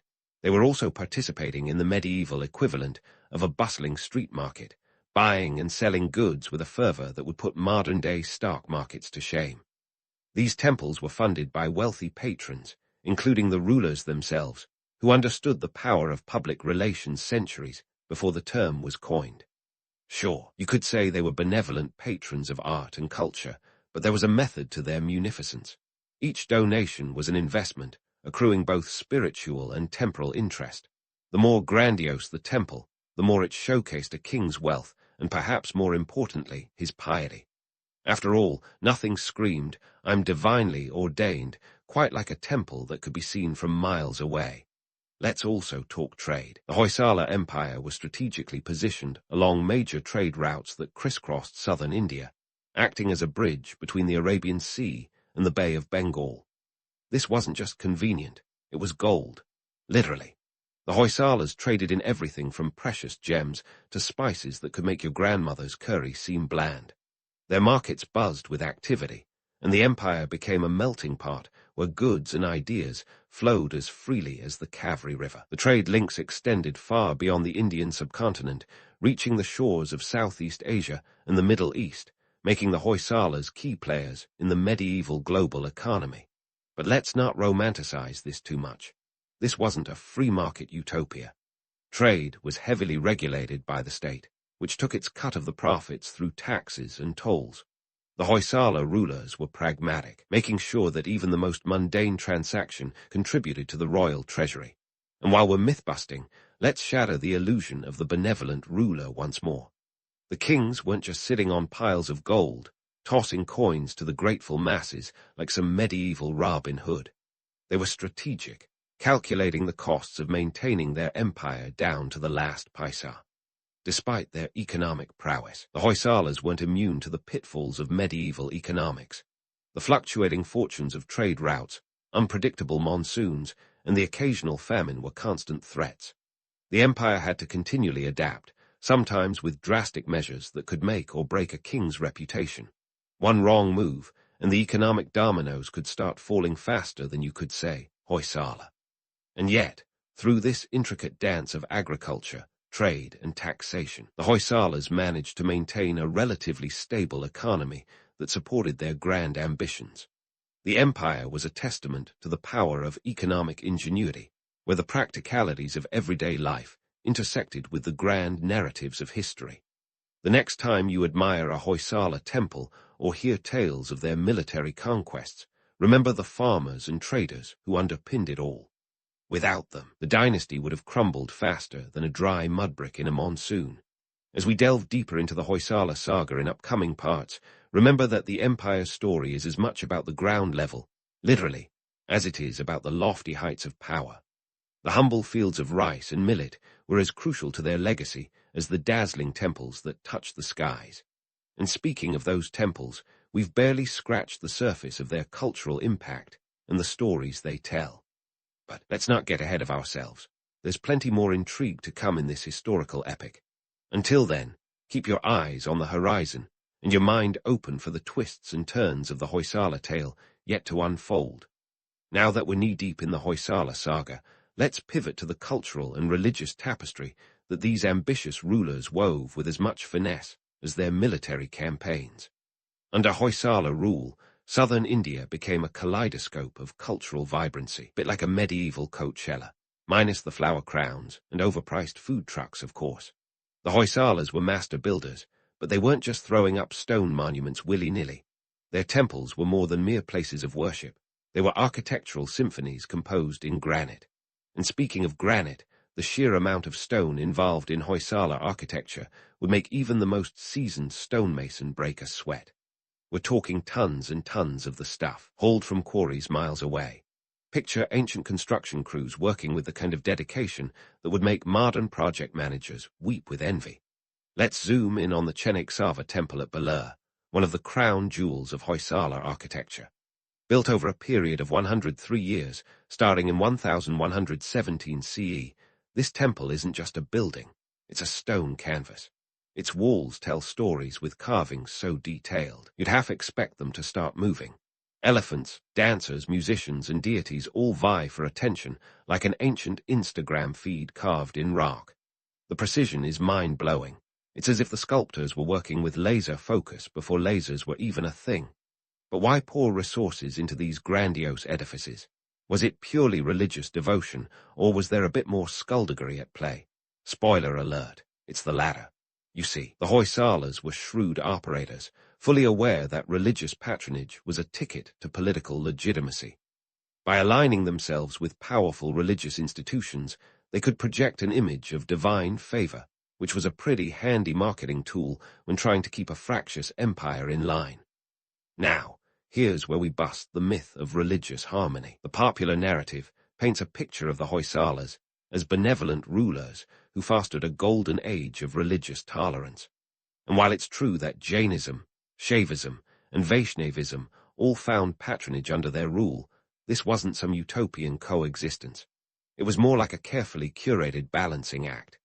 The Hoysalas knew that supporting multiple religious factions could unite their diverse subjects, or at least keep them from each other's throats. Let's not forget that temples were economic powerhouses too. The more temples you built, the more you stimulated the local economy. A bustling temple complex meant jobs for artisans, laborers, and priests, all of whom had a vested interest in the status quo. This was a win-win scenario. The guards got their temples, the people got their livelihoods, and the kings got their legitimacy, a trifecta of medieval statecraft. But securing divine approval wasn't just about building temples. It also involved a fair bit of political theatre. Take the inscriptions left behind by Hoysala kings, for example. These weren't just dry records. They were PR manifestos. They declared the king's piety, his victories in battle, and his generosity towards religious institutions. If you think modern politicians love a good photo op, they had nothing on the Hoysalas, who used every inscription as a chance to burnish their divine credentials. In the midst of all this temple-building frenzy, the Hoysalas didn't shy away from playing religious factions against each other when it suited their purposes. Supporting one sect over another could be a deliberate move to curry favor with a powerful religious leader or to undermine a rival. This was God's own game of chess, with the kings as the grandmasters, maneuvering their pieces with calculated precision. And let's not overlook the artistic achievements that bloomed under Hoysala patronage. The dynasty's support for sculpture, painting, and literature created a cultural renaissance whose impact is felt to this day. The poets and scholars of the time, often funded by royal patronage, produced works that were as much about praising their patrons as they were about exploring the human condition. You might say they were the medieval equivalent of sponsored content, with a bit more poetry and a lot less clickbait. Despite their cultural achievements, the Hoysalas weren't immune to the pitfalls of their own success. The cost of maintaining these grand projects was enormous, and the strain on the treasury was a constant concern. It's worth remembering that every stone temple, every sculpture, and every inscription was built on the backs of the common people, who paid the taxes that funded the empire's ambitions. As we continue to unravel the story of the Hoysalas, remember that their legacy isn't just one of stone and steel, but of human ambition, cunning, and creativity. The temples they built stand as testament to their vision, but the stories etched into their walls tell of a dynasty that played the long game, balancing power, faith, and art with the skill of a juggler keeping a dozen balls in the air. Stay tuned, because the Hoysala epic is far from over. We've explored the architectural and cultural wonders that define their reign, but there's more intrigue and drama waiting in the wings. The next act promises even more revelations about this fascinating empire, so keep your seat and prepare for the next chapter in the saga of the Hoysalas. As the curtain lifts on the decline of the Hoysala Empire, it's time to explore how this once mighty dynasty found itself teetering on the edge of oblivion. Picture a kingdom that had danced on the knife edge of military might and cultural brilliance, only to stumble into the abyss of internal turmoil and external pressures. By the 14th century, the cracks were starting to show, and not even their grand temples could hide the looming shadow of downfall. First, let's talk internal strife. The Hoysalas, like many dynasties, were plagued by the age-old problem of succession battles. You'd think they could have taken a page from the How to Avoid Family Feuds handbook, but alas, no such manual existed. Instead, you had brothers eyeing the throne like kids, fighting over the last slice of cake. This infighting was more than just sibling rivalry. It was a full-blown war of attrition that drained resources faster than a leaky bucket. The infighting reached a fever pitch during the reign of Vira Roman III, who ruled from 1292 to 1343 CE. By then, the empire was caught in a vicious cycle. Every new ruler had to contend with rebellious factions and rival claimants, leading to a fractured state that resembled a jigsaw puzzle missing a few crucial pieces. Meanwhile, external pressures were mounting like an ominous storm cloud. The Delhi Sultanate, under the ambitious Alauddin Khilji, had set its sights on southern India. In 1311, the formidable General Malik Kafur led a campaign into the Deccan, and the Hoysalas found themselves in the crosshairs. Despite putting up a valiant resistance, the Hoysalas were no match for the seasoned armies of the Sultanate. The invasion left a trail of destruction that crippled the Hoysala economy and morale. Imagine trying to patch up your crumbling empire while a juggernaut from the north is knocking at your gates. Not exactly an ideal situation. And then there was the Pandya dynasty, who saw the Hoysala's weakened state as an opportunity to settle old scores. The Pandyas launched their own invasions, further stretching the Hoysala defenses thin. It was a classic case of being caught between a rock and a hard place, or in this case, between two relentless invaders. The Hoysalas were fighting battles on multiple fronts, and their resources were dwindling by the day. Let's not forget the economic realities that compounded their woes. The once thriving trade routes had shifted, and the economic centers of power were moving eastward towards the burgeoning ports of the Coromandel coast. The Hoysala heartland, now far from the epicenter of trade, found itself increasingly isolated. The empire's coffers, once brimming with the spoils of trade, were now echoing with emptiness. In a world where money talked, the Hoysalas were finding themselves increasingly mute. As the empire teetered on the brink, Virabalala Roman III made a last-ditch attempt to restore Hoysala glory. He allied with the remnants of the Chalukyas and even enlisted the help of the nascent Vijayanagara Empire. But the tides of history were against him. In 1343, Virabalala Roman III met his end in battle against the Sultanate's forces, and with him died the last hopes of a Hoysala resurgence. The empire crumbled like a sandcastle at high tide, leaving behind ruins and echoes of its former grandeur. So, what legacy did the Hoysalas leave behind? Their temples, now standing as silent witnesses to a bygone era, tell stories of a dynasty that once dazzled the world with its architectural prowess. The ornate carvings, the intricate sculptures, each one a testament to the Hoysala's vision and ambition. But their influence wasn't confined to stone alone. The cultural and religious syncretism they fostered set the stage for the rich tapestry of South Indian culture that followed. They left behind a legacy of art, literature, and innovation, a reminder that even empires built on stone can leave marks that transcend time. Yet, history can be an ironic storyteller.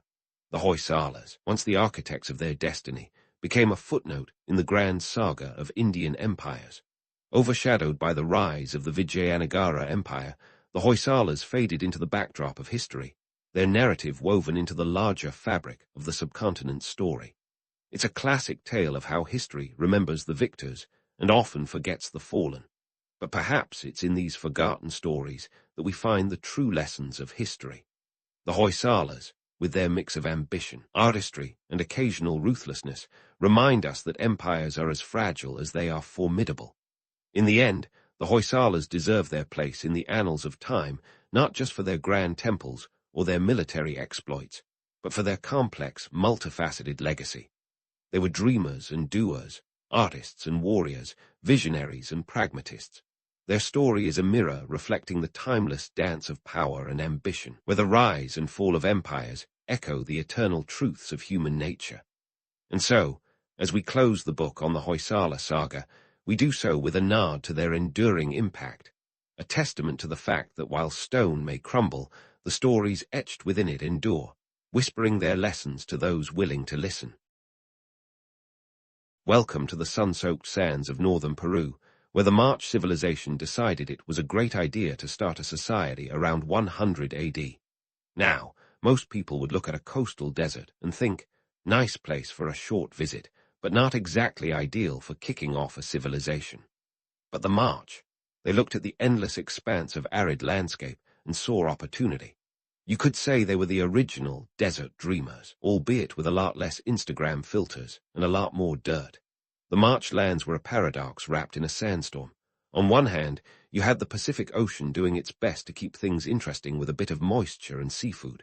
On the other, the Andes loomed with an attitude, saying, "You shall not pass," to any rain clouds that dared venture too far inland.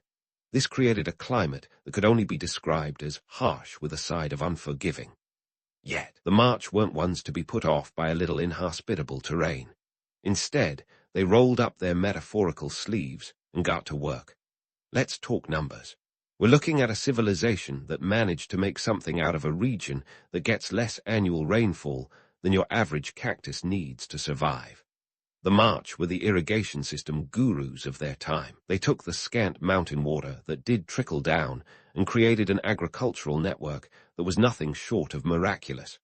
Think of it as the ancient version of Extreme Makeover, Desert Edition, but with canals instead of reality TV drama.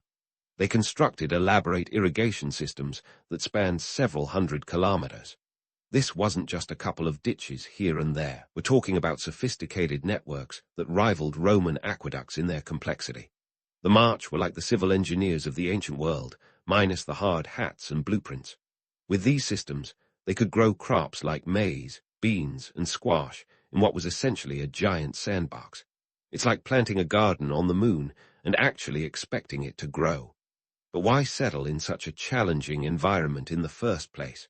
Well, the March were strategic thinkers. The desert, while harsh, offered a natural defense against invaders. Plus, the proximity to the ocean meant they could rely on fishing to supplement their diet, because who doesn't love a good ceviche? This combination of agriculture and fishing provided a balanced diet and a stable economy, which is more than a lot of civilizations can say.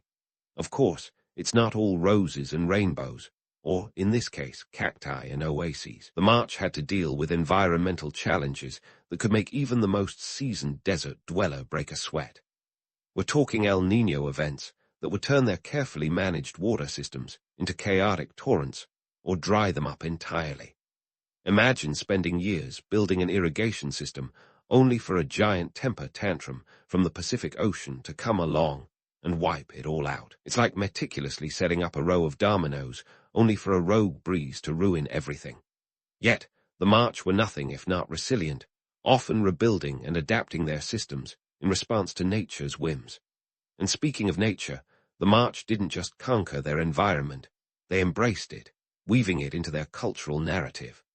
Their art and religion often featured deities and symbols that highlighted the vital importance of water and agriculture. It's as if they were constantly reminding themselves, and future generations, that their existence was intimately tied to the landscape.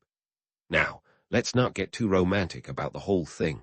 While it's tempting to envision the March as noble eco-warriors, living in harmony with the land, the truth is far more pragmatic. This was a society that understood the harsh realities of their environment and took calculated steps to survive and thrive. The romance of the desert oasis is a beautiful myth, but the reality involved a lot more back-breaking labor and strategic planning. By 100 AD, the March were well on their way to becoming one of the most successful pre-Columbian cultures in South America. But it wasn't just their ingenuity that set them apart, it was their adaptability. The March's ability to turn adversity into opportunity is a testament to their resilience and ingenuity. They didn't just survive in the desert, they thrived, creating a society that would leave a lasting legacy on the region. So next time you find yourself grumbling about a dry spell in your garden, just remember the March and their desert transformation project. They took a landscape that most would deem uninhabitable and turned it into a cradle of civilization. That's what you call turning sand into gold, one irrigation canal at a time. But turning sand into gold wasn't just about irrigation canals and agricultural wizardry. The March had a thing for mixing a little power with their water, and that's where their political and societal structure comes into play. You see, in a world where even the rivers couldn't make up their minds about when to show up, having a firm grip on power was as crucial as those canals. Let's dive into the March's political scene, where the hierarchy was as layered as one of their intricate parts.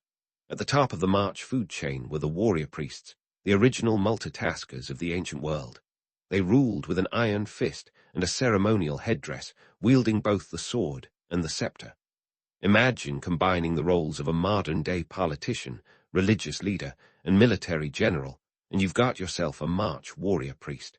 These guys were the rock stars of their day, minus the groupies, but with a hefty dose of human sacrifice. Now, before you conjure up romantic images of noble leaders in feathered capes, let's cut through the mystique. The warrior priests were adept at maintaining control through a delightful mix of charisma, religious fervor, and a splash of terror. Their ceremonies were not just elaborate shows, they were political theater, designed to reinforce their divine right to rule. These rituals often took place at the Huaca del Sol and Huaca de la Luna, massive adobe pyramid complexes that were the backdrop for their bloody pageants. Speaking of which, let's talk about these architectural marvels. The Huaca del Sol, or Temple of the Sun, stands as a testament to the March's ambition. It was the largest adobe structure in the Americas, built with over 130 million bricks. Yes, you heard that right. 130 million. That's more bricks than a Lego convention. It was like the ultimate flex, a statement that screamed, "We're here, we're powerful, and we've got the manpower to prove it." But if the Huaca del Sol was the corporate headquarters, the Huaca de la Luna was the spiritual heart. This is where the march's darker side came out to play. Human sacrifices were a regular feature here, performed to appease the guards and keep the societal wheels greased. The sacrifices were often prisoners of war, which gave the warrior priests a convenient way to deal with political rivals and keep the populace in line. It's a bit like voting someone off the island, but with more finality and less reality TV drama. The evidence for these gruesome ceremonies comes from the archaeological digs that have uncovered murals depicting scenes of sacrifice and ritual combat. It's like an ancient storyboard of power and control, where the stakes were literally life and death. These murals aren't just art, they're propaganda, a visual reminder of who's in charge and what happens if you step out of line. Now, let's not sugarcoat it. This was a society that thrived on a cocktail of fear and faith. The warrior priests were masters at using religion as a tool of governance. By positioning themselves as intermediaries between the gods and the people, they ensured that questioning their authority was tantamount to questioning the divine order itself. It's a strategy that's been used throughout history, from the pharaohs of Egypt to the divine right monarchs of medieval Europe. The March were just early adopters of this time-tested power play. But here's the twist. While the warrior priests were busy managing their earthly and spiritual portfolios, the March society was anything but monolithic. Beneath the surface of this hierarchical structure were layers of complexity. The March were organized into several city-states, each with its own ruler and distinct identity. This decentralized approach was both a strength and a weakness. It allowed for regional diversity and adaptability, but it also meant that unity was often more of a suggestion than a reality.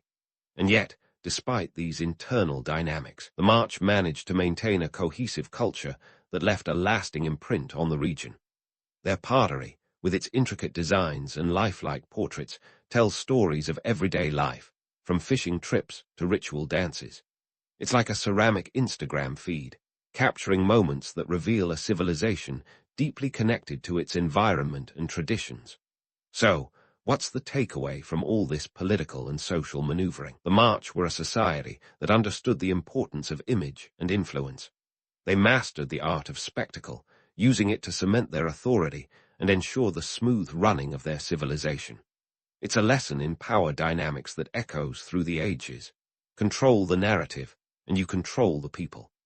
As we dig deeper into the March's world, it becomes clear that their legacy is one of both innovation and intimidation. They were architects of a society that balanced on the knife's edge of survival, using every tool at their disposal to navigate the challenges of their environment and the complexities of human nature.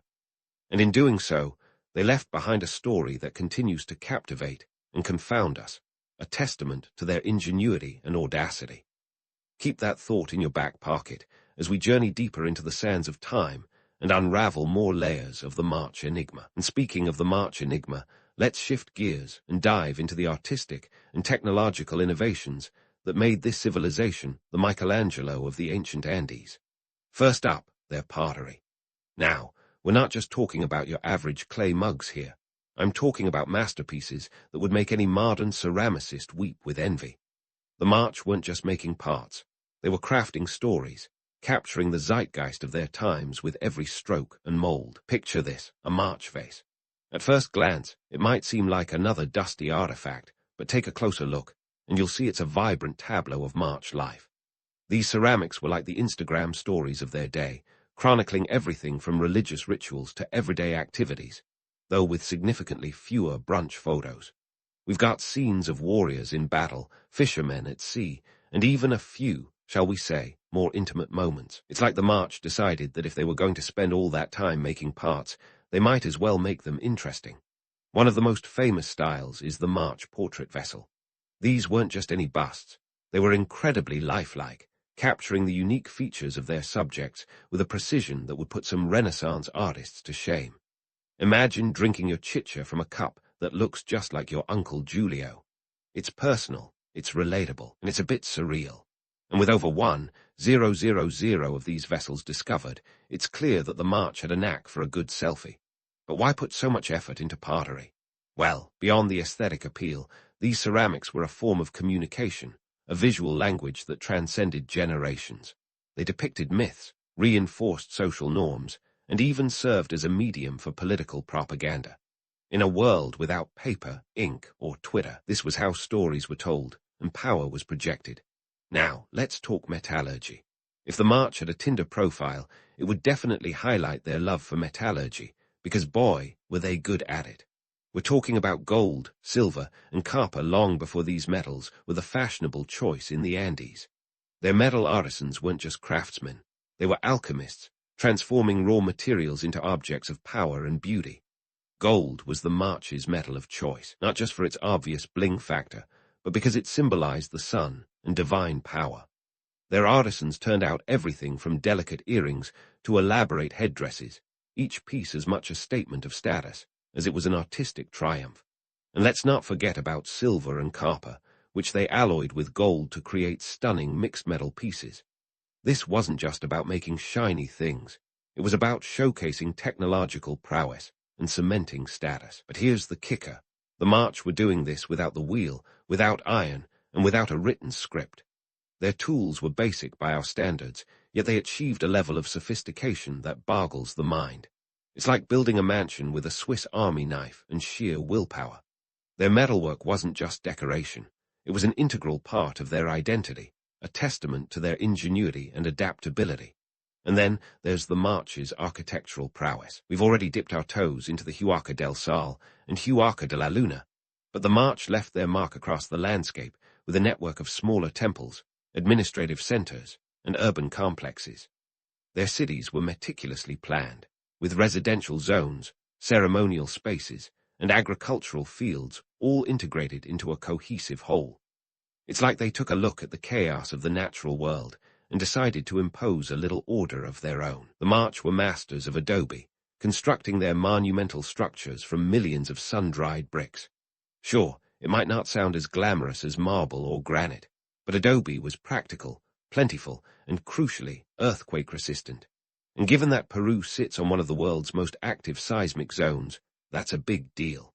The march knew how to play the long game, building structures that could withstand the test of time and tectonic shifts. But let's not get too wrapped up in the romantic notion of the march as peaceful artisans and engineers. Their society was a complex tapestry of beauty and brutality, where art and war danced an intricate tango. Their artifacts reflect this duality, with images of warriors and battles as common as those of deities and dancers. The march were as adept with a chisel as they were with a club, and they weren't afraid to let their pottery and metalwork tell that story. So, what's the takeaway from the march's artistic and technological legacy? It's a testament to their ability to adapt and innovate, to turn the challenges of their environment into opportunities for expression and advancement. They didn't just survive in the harsh deserts of northern Peru. They thrived, leaving behind a legacy that continues to captivate and inspire. As we explore further, remember that the march's story isn't just about the artifacts they left behind. It's about the people who created them, the society that sustained them, and the environment that shaped them. Their art and technology are a window into a world that is both foreign and familiar, reminding us of the enduring human drive to create, communicate, and conquer the odds. So, stay tuned as we delve deeper into the march world, where the line between myth and reality is as blurred as the edge of a desert mirage. So, as we wander further into the fascinating labyrinth of the march world, let's switch gears and dive into the economic engine that fueled this remarkable civilization. Imagine you're trying to build a thriving society in a place where Mother Nature seems to have one hand tied behind her back. The march didn't just survive, they flourished, and they did it with a combination of savvy economic strategies, ingenious resource management, and a touch of strategic audacity. First off, let's talk about the march's agricultural prowess, which was nothing short of wizardry. They weren't just planting seeds in the ground and hoping for the best. Nope, these folks knew their stuff. They had a green thumb with an engineering degree, taking advantage of the scant resources they had. Their agricultural system revolved around those famous irrigation canals, transforming arid land into fertile fields like some ancient miracle workers. It was as if they looked at the desert and said, "Challenge accepted." Now, don't think they were just growing the basics. The March cultivated a variety of crops, including maize, beans, and squash, which made for a diet that was not only balanced but deliciously diverse. And let's not forget about the lesser-known but equally important crops like cotton and peanuts. Cotton was crucial for textile production, and peanuts, well, let's just say the March knew how to throw a good party snack into the mix. But here's where things get even more interesting. The March didn't just rely on agriculture. With the Pacific Ocean at their doorstep, they were also ace fishermen. They caught everything from anchovies to sea lions, turning the ocean's bounty into yet another pillar of their economy. Imagine a society where ceviche wasn't just a dish, but a lifestyle.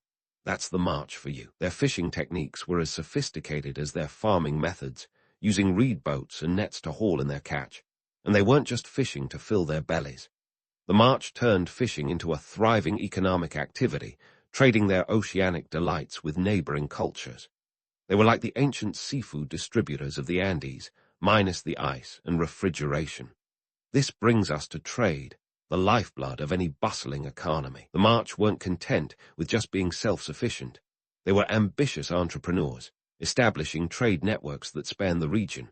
They bartered their agricultural products, textiles, and seafood for goods they couldn't produce themselves, like obsidian and exotic feathers. It's like they were running the ancient equivalent of Amazon Prime, minus the 2-day shipping guarantee.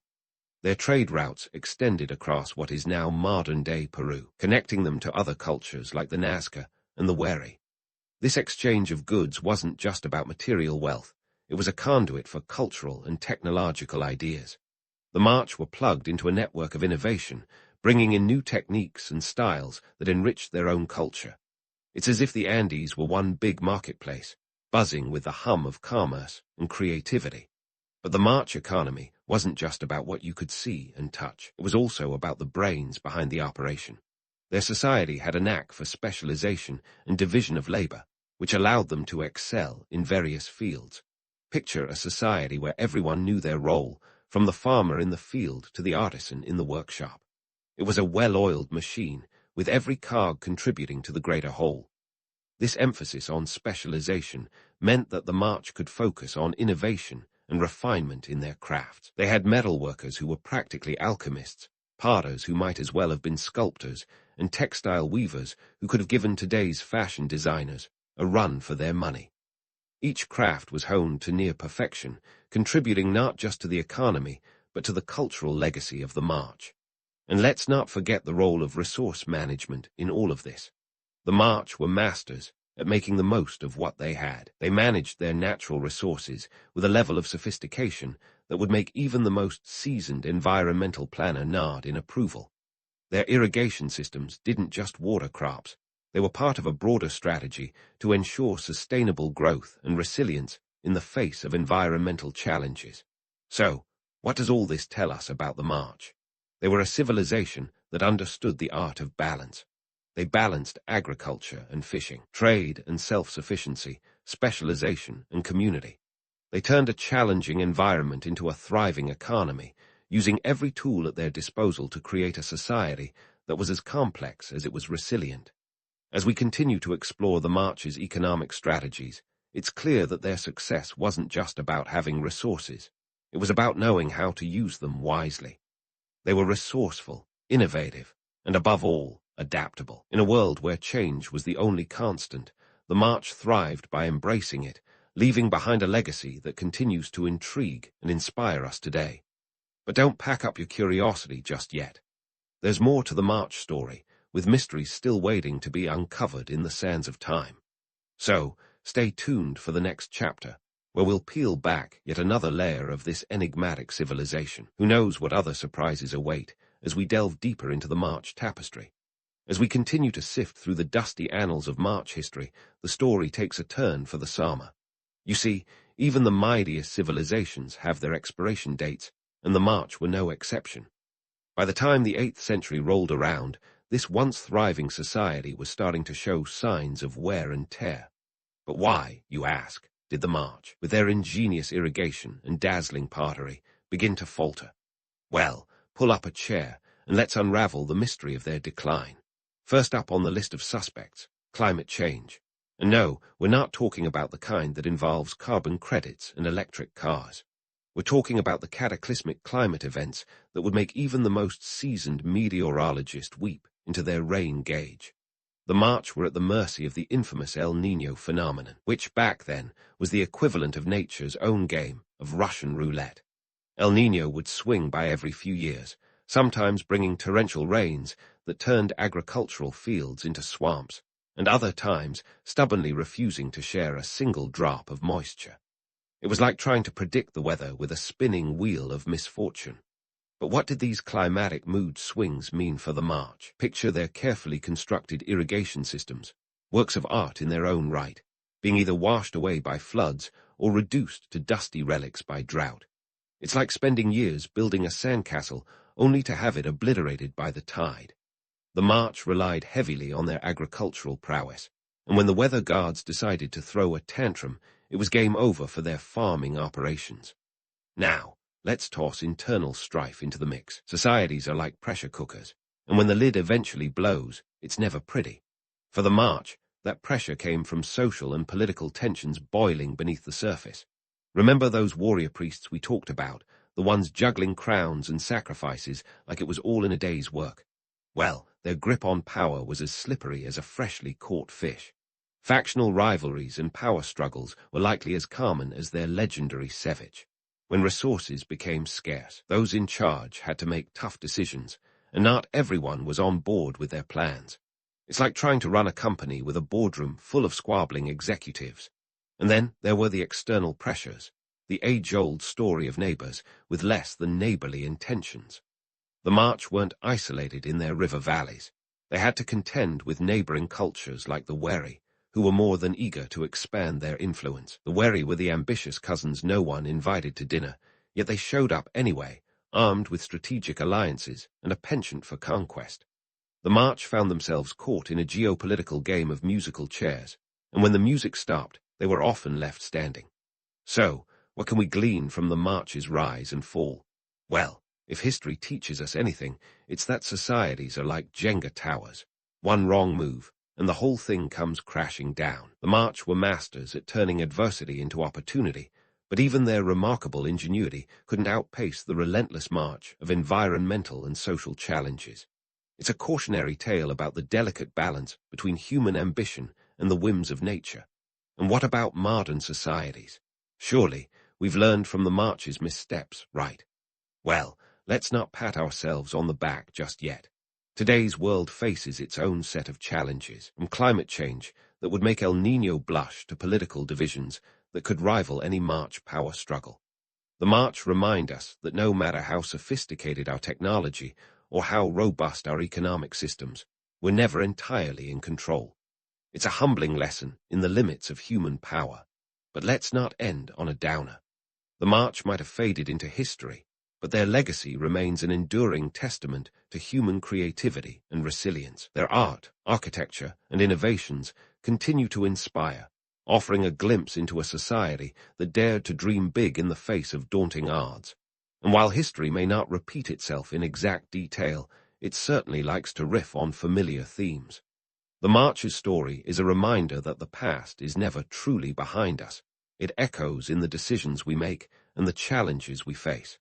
So, whether you're navigating your own desert of responsibilities or trying to build an empire out of sand, take a page from the March playbook. Embrace adaptability, balance ambition with caution, and maybe keep an eye on the weather forecast. And remember, in the grand tapestry of history, even the most formidable civilizations have their seasons. The March had their summer, and while the winter of their decline was inevitable, their legacy endures, woven into the fabric of time like an intricate March textile. As we close the chapter on the March, let's raise a metaphorical glass to a civilization that danced on the edge of the possible and left behind a trail of intrigue, innovation, and inspiration. And who knows, maybe one day, as we dig deeper into the sands of time, we'll uncover more about this enigmatic culture that continues to capture our imaginations. Until then, keep questioning, keep exploring, and as always, stay curious.